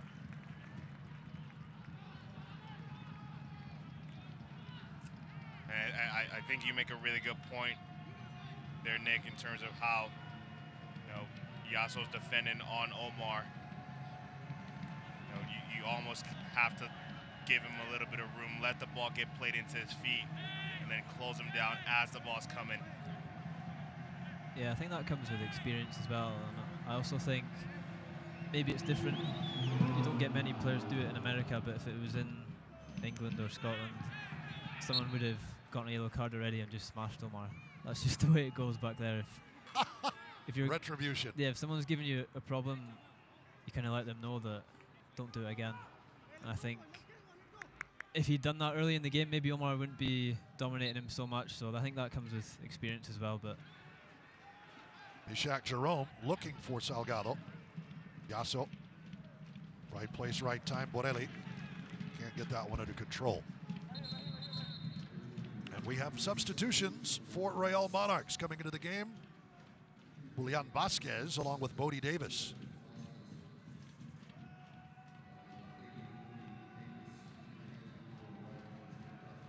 Coming off will be Surakowski.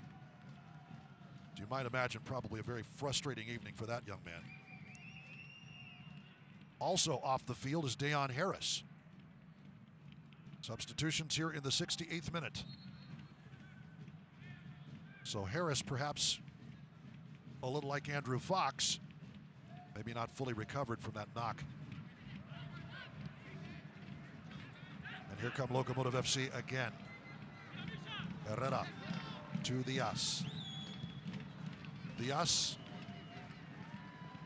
Salgado will get that.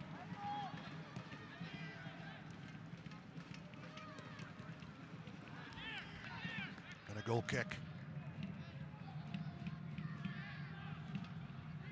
makes me feel old when I see Bodie Davis was born in 2002. Could be Richie Ryan's son. Legitimately. Ryan, 35 years young. It's possible. A few years left to play for Richie. Perhaps. as long as he wants to go. Exactly, yeah. Still one of the best players in the league for me. Absolutely. The game, the body's slowed down, but the mind is probably as fast as it's ever been. I think that's, we have, Richie and I have conversations all the time about that and how, post-playing career, he's got to find a way to turn that into a lucrative business. Here is Salgado. Down that left wing again, chipped. Maris to control. Yuma tries to dummy that, but seeing it well was Vasquez. Julian Vasquez back the other way. Borelli, right place, right time.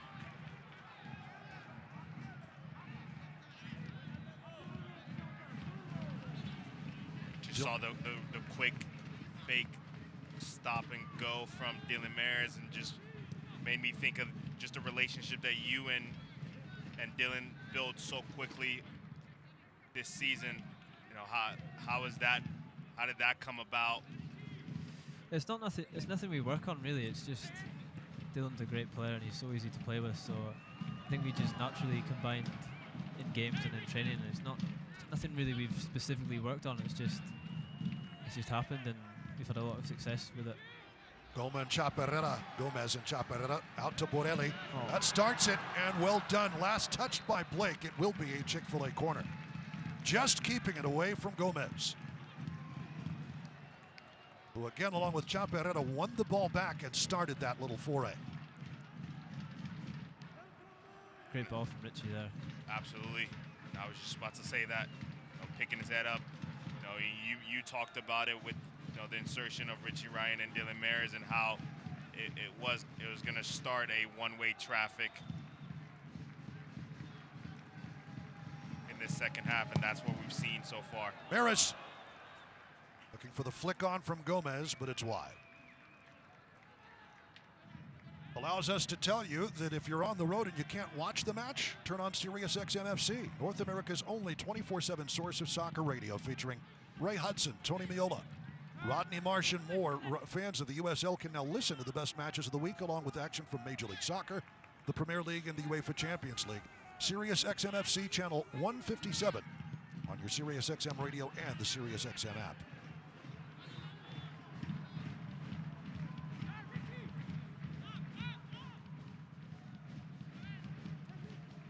It's been quality additions. We talked about Dylan Maris. You talk about Eder Borelli and his teammate Leandro Carrijo. I wonder if those two had a bet as to who was going to score a goal first, and I'm wondering if Carrijo might be a little disappointed. That was his former Bravos teammate. But so much quality addition. And Nick, correct me if I'm wrong, but it just seems like, especially working up the middle, the tight passing, the give and goes, on a different level than it was in 2019. I think so, yeah. I think that is something we work on, the combinations through the middle. I think that's where we're most dangerous, going through the middle. Obviously, we've got the full-backs out wide. We've got whoever's playing right back, whoever's playing left back. They get forward, they cause problems with crosses, but through the middle is where we're the strongest, I think. And with Dylan coming in, and like you said, the other boys, we're only getting better each game, and we're learning more about each other's game. And yeah, there's one game we're just going to score 6 or 7 goals. It seems like that every week, that we should score so many goals because we have so much of the ball and we create so many chances, but for whatever reason it doesn't go in. But yeah, it's going well this season. I think compared to last year, I think we're a lot more dangerous. Well, Julian Vasquez, you saw pulling up, and it looks like a hamstring. He's only been in for 4 minutes. 19-year-old from Nibley, Utah, being tended to. Our Texas Tech nod to the doc. Matt Murphy has been way too busy. We'll use that opportunity for the Hydro Flask hydration break.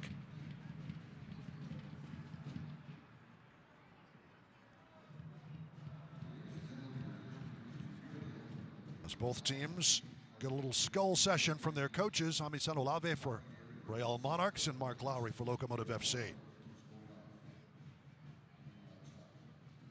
Let's move on to the Jarritos' upcoming schedule. For Locomotive FC, the next match will be a big one against New Mexico United. As it stands now, if the result holds, Locomotive FC will have a 4-point lead on their rivals from up I-25 way. Coming into that match next weekend, 7:30 p.m. on a Saturday night. You can get your tickets at eplocomotivefc.com or get in line for them anyway, because they are going to be selling like hotcakes for the socially distanced version of a sellout here at Southwest University Park. But there you see it, New Mexico United, 7:30 p.m., and then Colorado Springs the Switchbacks. This was the reset game after a member of Switchbacks FC tested positive for COVID-19. That'll be the last day of September. And then the final match will be on the road again in Salt Lake City on October the 4th. Finishing on the road, never fun. That isn't, the Real Monarchs match should be an at. But it will be pretty solid here for El Paso Locomotive FC if they can edge out the win tonight.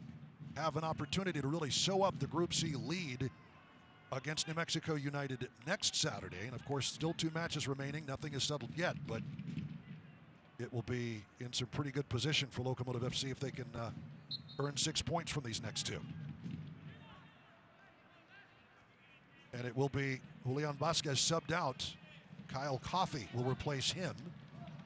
So only 4 minutes of game action, and in the 76th minute, Coffey comes on to replace the 19-year-old. Coffey was the man who scored against Locomotive FC. As there you see Julian Vasquez slowly walking back to the Real bench.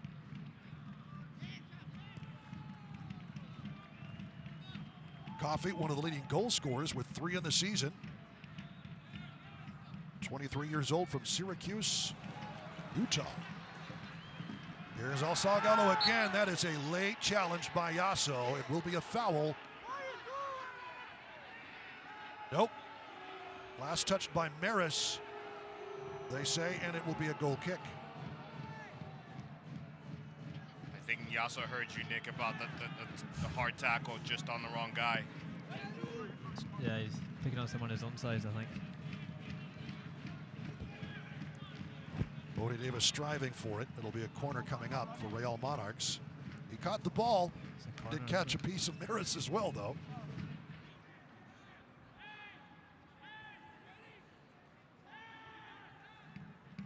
Blake sets it up for the corner.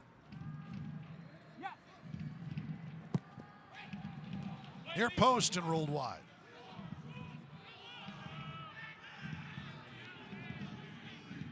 Locomotive FC players thinking that that was off of a Real Monarchs player. I thought that went off of James Moberg, but I could be wrong. Moberg. Here's the replay. Not Moberg, but Sam Brown. So I understand why the Locomotive players were a bit disappointed and angry with the referee.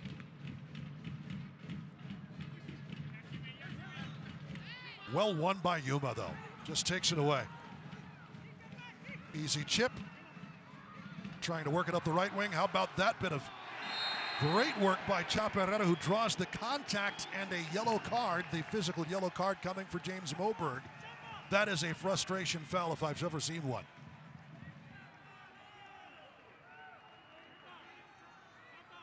That's really good work from Yuma in the midfield, winning the ball back, then being composed, picking out Chapa on the run down the line. He does well to get his body between the ball and the player and just feel the contact and draw the foul. 24-year-old El Paso and Luis Chaparrera has played a solid match this evening. And here's Dylan Maris to serve one of those danger balls. Maris, looks like he tried for the near post himself. Arriaga in front of it. Yuma. Cleared out by Jimenez. Borelli ready to go back to work. Gomez. Contact from Avila. And Maris to the other touchline to do this. I think we need to make this pressure count. We're on top of them the whole second half, and 1-0 can be a dangerous lead. Quickly. Borelli sailing one, tipped right into the middle. The shot tipped away. Richie Ryan calling for a goal kick. And rightfully,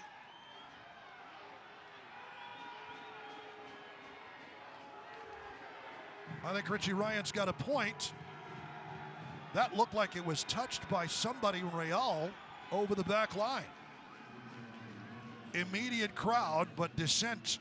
Physical yellow card issued to Richie Ryan. I think he has a point. A miss hit on the cross from Eder Borelli, and David Ochoa just needing to keep it out of the back of the net, landing it straight at the feet of Richie Ryan. Fortunate not to be on his favorite left foot. It's a good block, actually. It was. Nicolas Jimenez looked like it caromed and just kind of ramped up off his foot, but goal kick is the call. I thought that was the moment for Richie. I think he's heard you a couple of times. I think Richie thought that was the moment too. Memo Diaz, well done. This has to be the furthest up the field I've seen Richie in 2 years here in El Paso.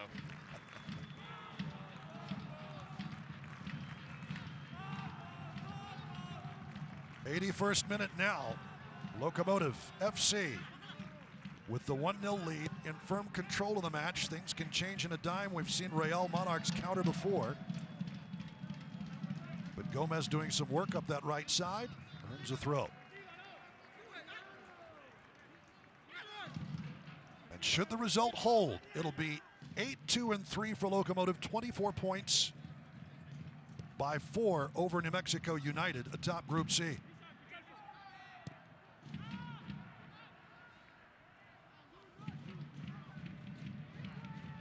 Switchbacks FC with that surprise 2-1 win over New Mexico United today in Colorado Springs.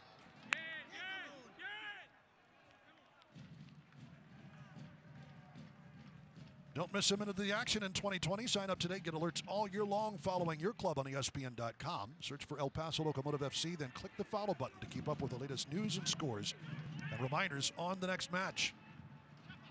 That will be Saturday, 7:30 p.m. right here at Southwest University Park. Diaz. Yuma.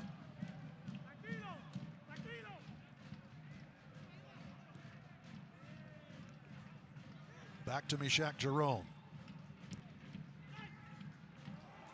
Nice dummy by Chaparrera that'll spring Diaz. Has to go get it. I don't think he was quite ready. Herrera. Diaz. And Yuma.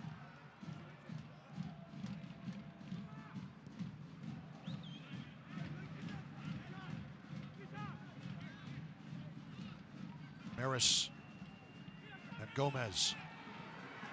Herrera slid into space. Diaz, cross, corner coming. You can see the pinchers closing. You just love the patience from the Locomotive, working it on this near right side, not having much luck, swinging it back to Mishak, and then trying to come back again. So they've abused Steve Yassos quite a bit in the second half, and now Maris. Jerome will give it a ride. Not what we're used to seeing.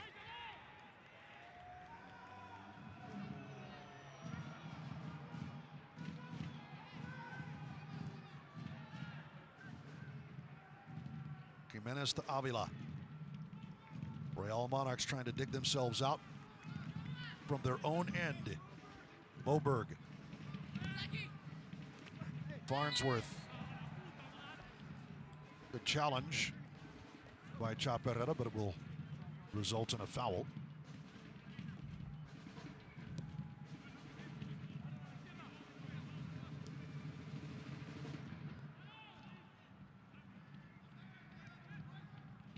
Blake. Avila. Played into space. Easy pickup for Logan Ketterer. The most he's been challenged in a while.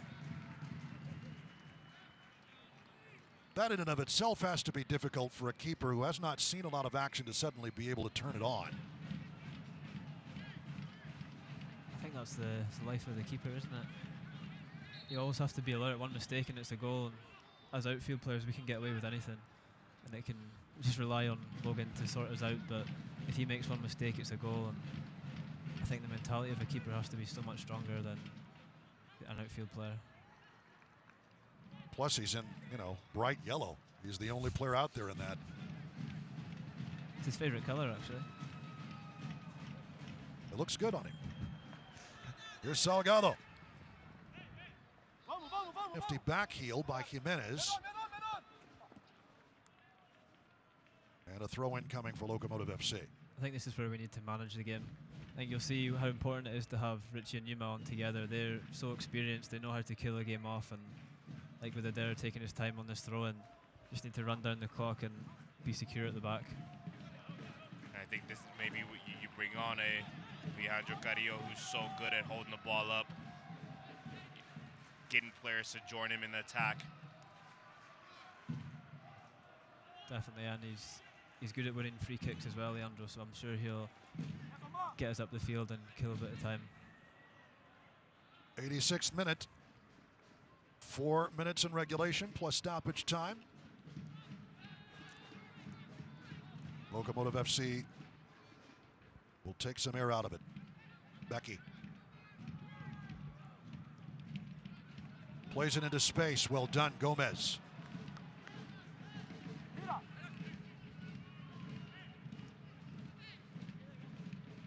And Nick, we talked about before the game, before you joined us, really needing to put a 90-minute performance together. Would you say this is probably the most complete performance you guys have had in a while? I'd say, yeah, it's really solid. I think if you're going to criticize anything, it's we need to score more goals and we need to have killed the game off earlier. But I think overall we've kept the ball well, especially second half, and I don't remember them having a shot, really. First half they had maybe a few dangerous crosses, but I think Logan could have sat in a chair all night. No shots on goal in the first half. Nothing to speak of in the second half either. Chaparrera draws the contact from Avila, and that's going to be persistent infringement. Avila, the Panamanian, earning the physical yellow card in the 87th minute.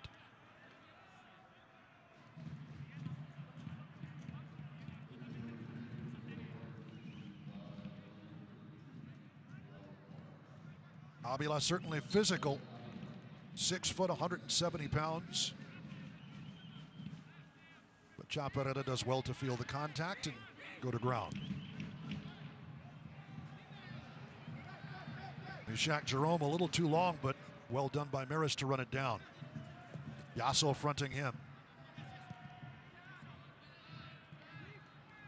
Maris back to Jerome.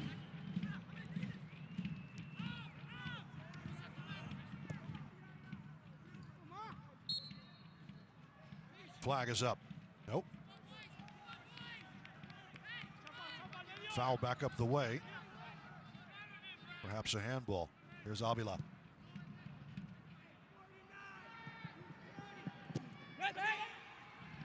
That's deflected. Bodie Davis gets a piece and it'll be a corner kick. Davis and Borelli. Borelli protesting, but Bodie Davis, all of 18 years old, winning one deep for Real Monarchs. Really important moment here. Can the Locomotive make sure they don't give up anything here? It'll be Blake. Short corner. Arriaga. And a foul in the box. We'll give Locomotive FC the free kick. It's a big let-off for us. But it's something we work on a lot. We work on marking in the box, marking from crosses, and I had no worries about that corner coming in, but for them to give away a cheap foul like that, it helps us so much and it kills their chances of scoring. Sam Brown perhaps called for the foul. He earns the physical yellow card for dissent in the 89th minute. And Logan Ketterer will take his time to restart things as Locomotive FC closes in on a 5th consecutive win.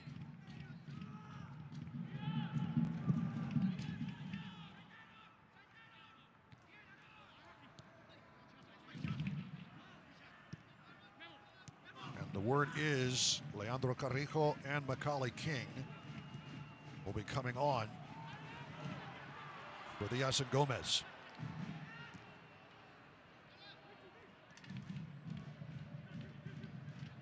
Blake, Yuma.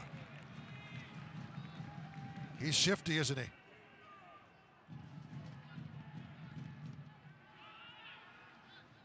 Blake goes to ground, but it's Yuma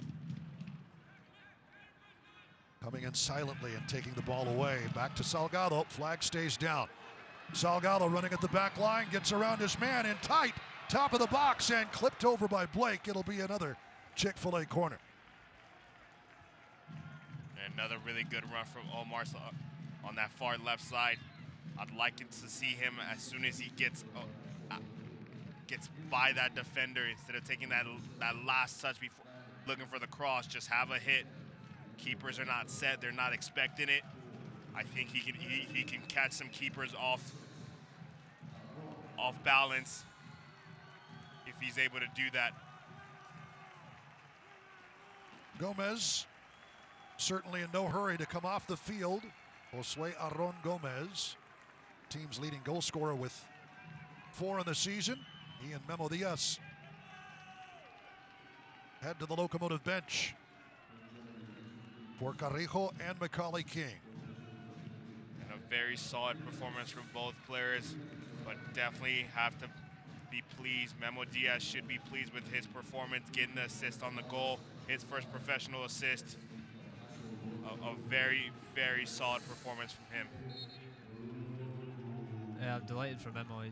He hasn't played a lot this year or last year, but when he's come in, he's done a great job, and I think he deserves that recognition. Foul called on Omar Salgado, and everybody comes forward for Real Monarchs.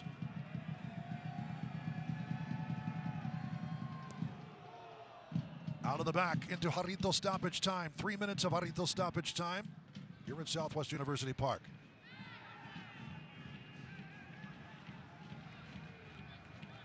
Salgado shifted off the ball by Avila, no foul. Yuma again.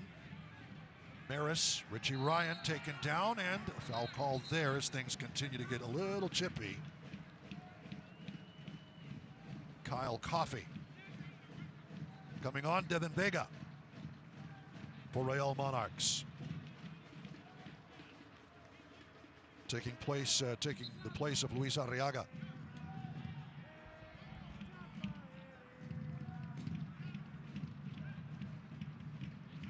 Carrijo leans in. It's a touch on the ball, but here's Blake getting it moving for Farnsworth, too far ahead.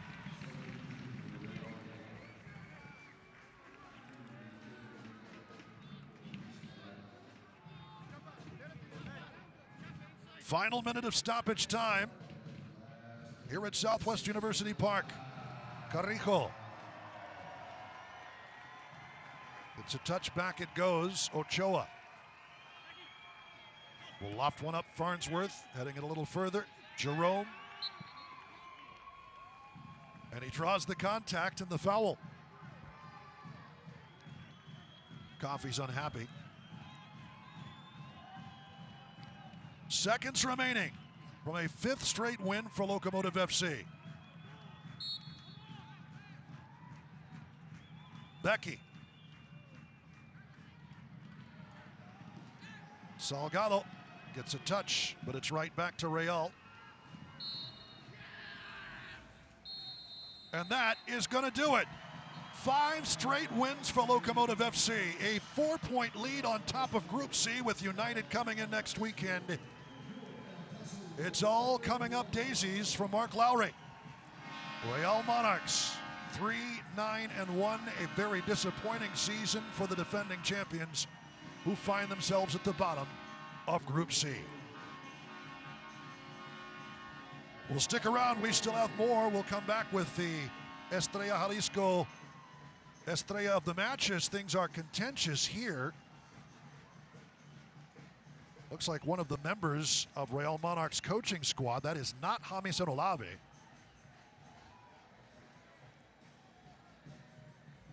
That's one of the assistants. Made contact with the fourth official along the touchline and was issued a red card.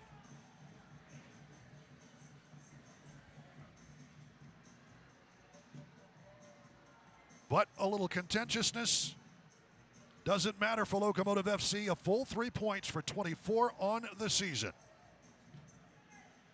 We'll come back and take a look at our Estrella Jalisco Estrella of the match when we continue with the post-game show next.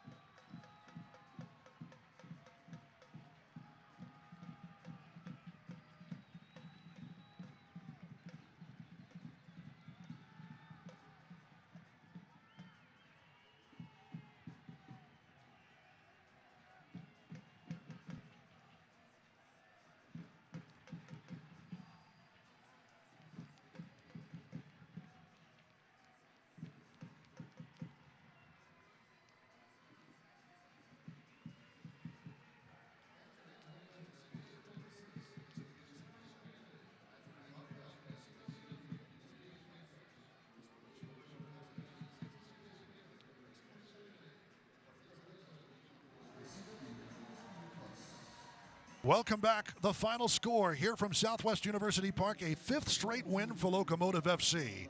4 points atop Group C, a 1-0 win over the defending USL Cup champions, Real Monarchs SLC.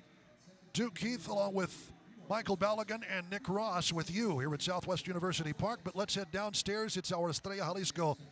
Oh, we're going to show first at the end of the match. This is one of the assistant coaches for Real Monarchs making contact with the fourth official. He sees immediate red. I think that might be Matthew Glazer, the keeper's coach for Real Monarchs. He thought there should have been more stoppage time, is what our understanding is. You see James Olave separating the goalkeeper's coach, Matthew Glazer, from the referees, from the officials, and escorted by Andrew Forrest off of Southwest University Park's turf. 1-0 the final score. Now let's do Estrella Jalisco, our star of the match, and could there be anyone else? Eder Borelli down with Tanya Dominguez. Tanya, strike that. Okay, we're doing highlights. Let's take a look at the highlights for our Estrella of the match. This is the goal that got it going. Diaz, Borelli. He is excited. Here's a guy who's been working his way, gentlemen, into the lineup for the past 3 months. Saw a start in Wednesday's match and gets a goal here tonight. And now we send it downstairs for our Estrella of the match, Eder Borelli. So I'm here with the Estrella of the match, Eder Borelli. Eder, el día de hoy fue solamente tu segundo juego y anotaste. ¿Cómo te sientes? Bien, la verdad es que muy feliz, muy contento de haber podido anotar acá en casa con toda nuestra gente. Era un triunfo muy bueno para el equipo, así que estamos muy contentos. So I mentioned tonight was his second match and he scored, and I asked him how he felt, and he said that he feels amazing to be able to score, and he just has high hopes for the team. Todos los jugadores locales tuvieron la oportunidad de jugar hoy. De hecho, el pase fue de Memo Díaz. Platícame de la conexión que ya tienen. La verdad es que es muy buena. Todos tienen las condiciones para poder jugar y es bueno que Marc y todo su cuerpo técnico nos den la oportunidad a todos. Nos hace estar a todos al pie del cañón para cuando nos necesite y creo que eso dentro de un grupo es muy importante porque todos queremos que a nuestros compañeros nos vaya bien y así el equipo está muy bien también. I mentioned that all the local players had an opportunity to play tonight, and Memo Diaz was the one that set him up for that goal. And I asked him how his connection with the players are. He said that he's very grateful that Mark and his team have been able to allow the opportunities to play, allow the players to play and just keep them in shape and, you know, just building that trust with the players. ¿Tienes algún mensaje para los fanáticos que están aquí? Muchas gracias a todos por haber venido. Es muy importante su apoyo siempre. Estamos con ellos, sabemos que ellos están con ustedes, así que este triunfo es para ellos, que lo disfruten. He says that this win is for all of the fans tonight. Muchas gracias, Borelli. Eder Borelli, thank you very much, Tanya. Our Estrella Jalisco Estrella of the match, and I would say he had a pretty good game coming on in relief of Andrew Forrest, Mike. Yeah, for sure, and it's great to see him contribute and get on the score sheet. You know, for me, it's just it's a theme in 2020 to get the new guys in, and within a couple of days or a couple of games, they're scoring their first goal. We saw it with back at King, we saw it with Brent Coleman, and now at Ed Borelli.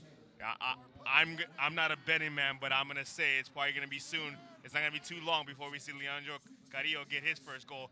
If this theme is to carry on. Well, that is another Locomotive FC player with a goal tonight, his first goal for the team. Well done. Let's take a look at our GECU save of the game. Looking for it.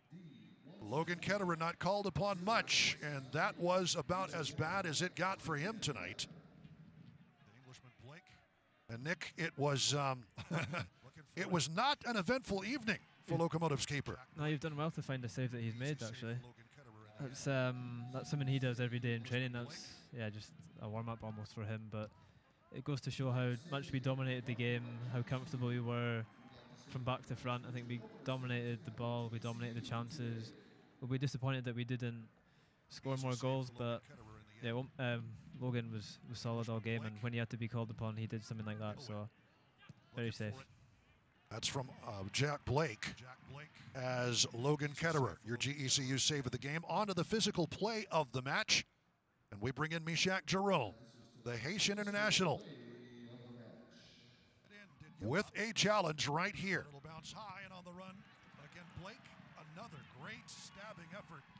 Blake was off to the races up front with Dayon Harris. If at the midfield stripe, Big Mishak does not make that intervention. And that was a crucial tackle at a crucial point in the game. If Jack Blake is able to get through or even get the ball into Dayon Harris, they're off on the races and potentially could have put Real Monarchs up 1-0. But for Mishak to be able to get in, deflect that ball, and allow the rest of the team to regroup, get back, set up defensively, to me was a really important moment in the game, and one that potentially ended up getting them a result. Solid work, Nick Ross. I know your thoughts on your defensive teammates. They've been doing a great job, and a 5th clean sheet this season. I think that might be what makes your coach happiest tonight.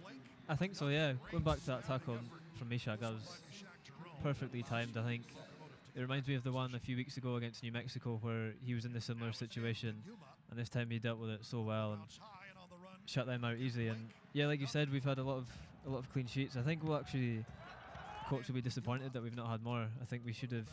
In some games we've let in cheap goals, and that's something that he prides us on and we pride ourselves on. So it's good to have the clean sheets, but I think as a team and as a club, we're always wanting to improve and we're always wanting more. Let's take a look at the full-time statistics next. As Locomotive FC with the 1-0 win tonight to move 4 points atop of New Mexico United atop Group C. And there you see total shots 13-6, but 1 shot on target for Locomotive FC. Real Monarchs with none. The blocked shots remain as they were at half, 3-1 in favor of Locomotive, and just 1 offside tonight. That was Locomotive FC. Passing accuracy, that's even better than it's been. Almost 85%. And possession, as you might think, it was really kind of a shooting gallery for Locomotive in this second half. And Nick, you talked about it. Whether it's the cooler weather or whatever, it does seem like the second 45 is always just a little more intense for this Locomotive team. Yeah, we definitely played a lot better second half. I think Richie coming in as well helped us to secure possession more. You can see there in the stats that we've dominated possession. I think going back to the shots on target as well, we're going to be disappointed with that we didn't kill the game off sooner. But yeah, second half was fairly comfortable, and I wasn't surprised that we kept the ball as well as we did, because we've got great players in the team to do that, and that's the way we want to play. But yeah, we're disappointed we didn't score, but a win's a win, and we'll take it going into next week. Locomotive FC with a 5th consecutive win. What were you most impressed with tonight, Mike? For me, it was talked about them putting a 90-minute performance in. Other than the shots on target, for me, this was the most complete match that they've played. On the defensive end, I can't think of Real Monarchs really having a threatened opportunity, except maybe the one that Mishak was able to block. Outside of that shot, they really didn't have much on the game. So for me, on the defensive end, the Locomotives were absolutely terrific in this match. On the attacking side, first half, some good possessions, some half chances. In the top of my mind, I'm thinking of the Jose Aron Gomez shot at the back post that barely misses the frame of the goal. So they had chances, they had half chances, but didn't get enough, didn't test David Ochoa enough in the first half. In the second half, a little bit more of the same, more possession, more dominance of the game, but didn't get enough chances on frame. So for me, that'll probably be the only negative you can take out of this game. But other than that, a complete 90-minute performance, dominated the entire 90-minute game, and for me, they can take a lot of positives from that going into a challenging game against New Mexico United next weekend. Locomotive FC and Logan Ketterer with his 5th shutout, his 5th clean sheet. But let's take a look at the coming schedule. Next week, the final home match of the regular season, as El Paso Locomotive FC looks to move even further ahead in Group C and wrap up a home match to start the USL Championship playoffs. That is September the 26th. This match originally scheduled to be on the road in Albuquerque. Obviously, New Mexico as a state still shut down largely due to the novel coronavirus, so that will be played here. 7:30 p.m., El Paso does have a win, a loss, and a draw versus their I-25 rivals. And you can watch that match on your El Paso Las Cruces CW as well as ESPN Plus if you're outside the area. Nick, I know that United is a rival to a lot of people here. New Mexico is a rival to a lot of people in El Paso. Does that kind of filter down to the team? Yeah, I think it does filter down from the fans. That I see a lot of talk on Twitter about it as well. So we see that. We see all the back and forth that the fans have, and it's as close as a derby game as we're going to get. So we obviously want to win that, and it's a huge game next week for both teams. If we can win that game and secure the top spot and secure a home game for the playoffs, then that's massive for us. Have you ever traveled 4 hours for a derby game before? Never, no. 240 miles apart. We thank Nick Ross for being with us, and hopefully this will be the last time we see you up here in the booth, and the next time will be in your familiar number 8 on the pitch. Thank you so much, Nick. I hope so. Pleasure, guys. Thank you very much. Nick Ross with us and with you. Yes, indeed. 8 straight matches with the result, Mike. 5 straight wins. It has been outstanding work by Nick Lowry and Locomotive FC in this restart in 2020. Yeah, this is the best they've played in the 2 years that the club has been in existence.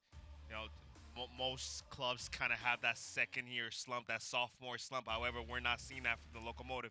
And with the way they're playing right now, you know, you don't want to get too excited about what can be. However, if they continue to put in the work on a regular basis and take it game by game, the future looks promising. Eder Borelli becomes the next Locomotive player to score. Our final score tonight, Locomotive FC 1, Real Monarchs FC 0. For Nick Ross, for Michael Balogun, for Tanya Dominguez, for our executive producer Juan Gutierrez, I'm Duke Keith. So long from Southwest University Park. This copyrighted telecast of the United Soccer League Championship cannot be retransmitted, rebroadcast, or reproduced without the expressed written consent of the United Soccer League Championship.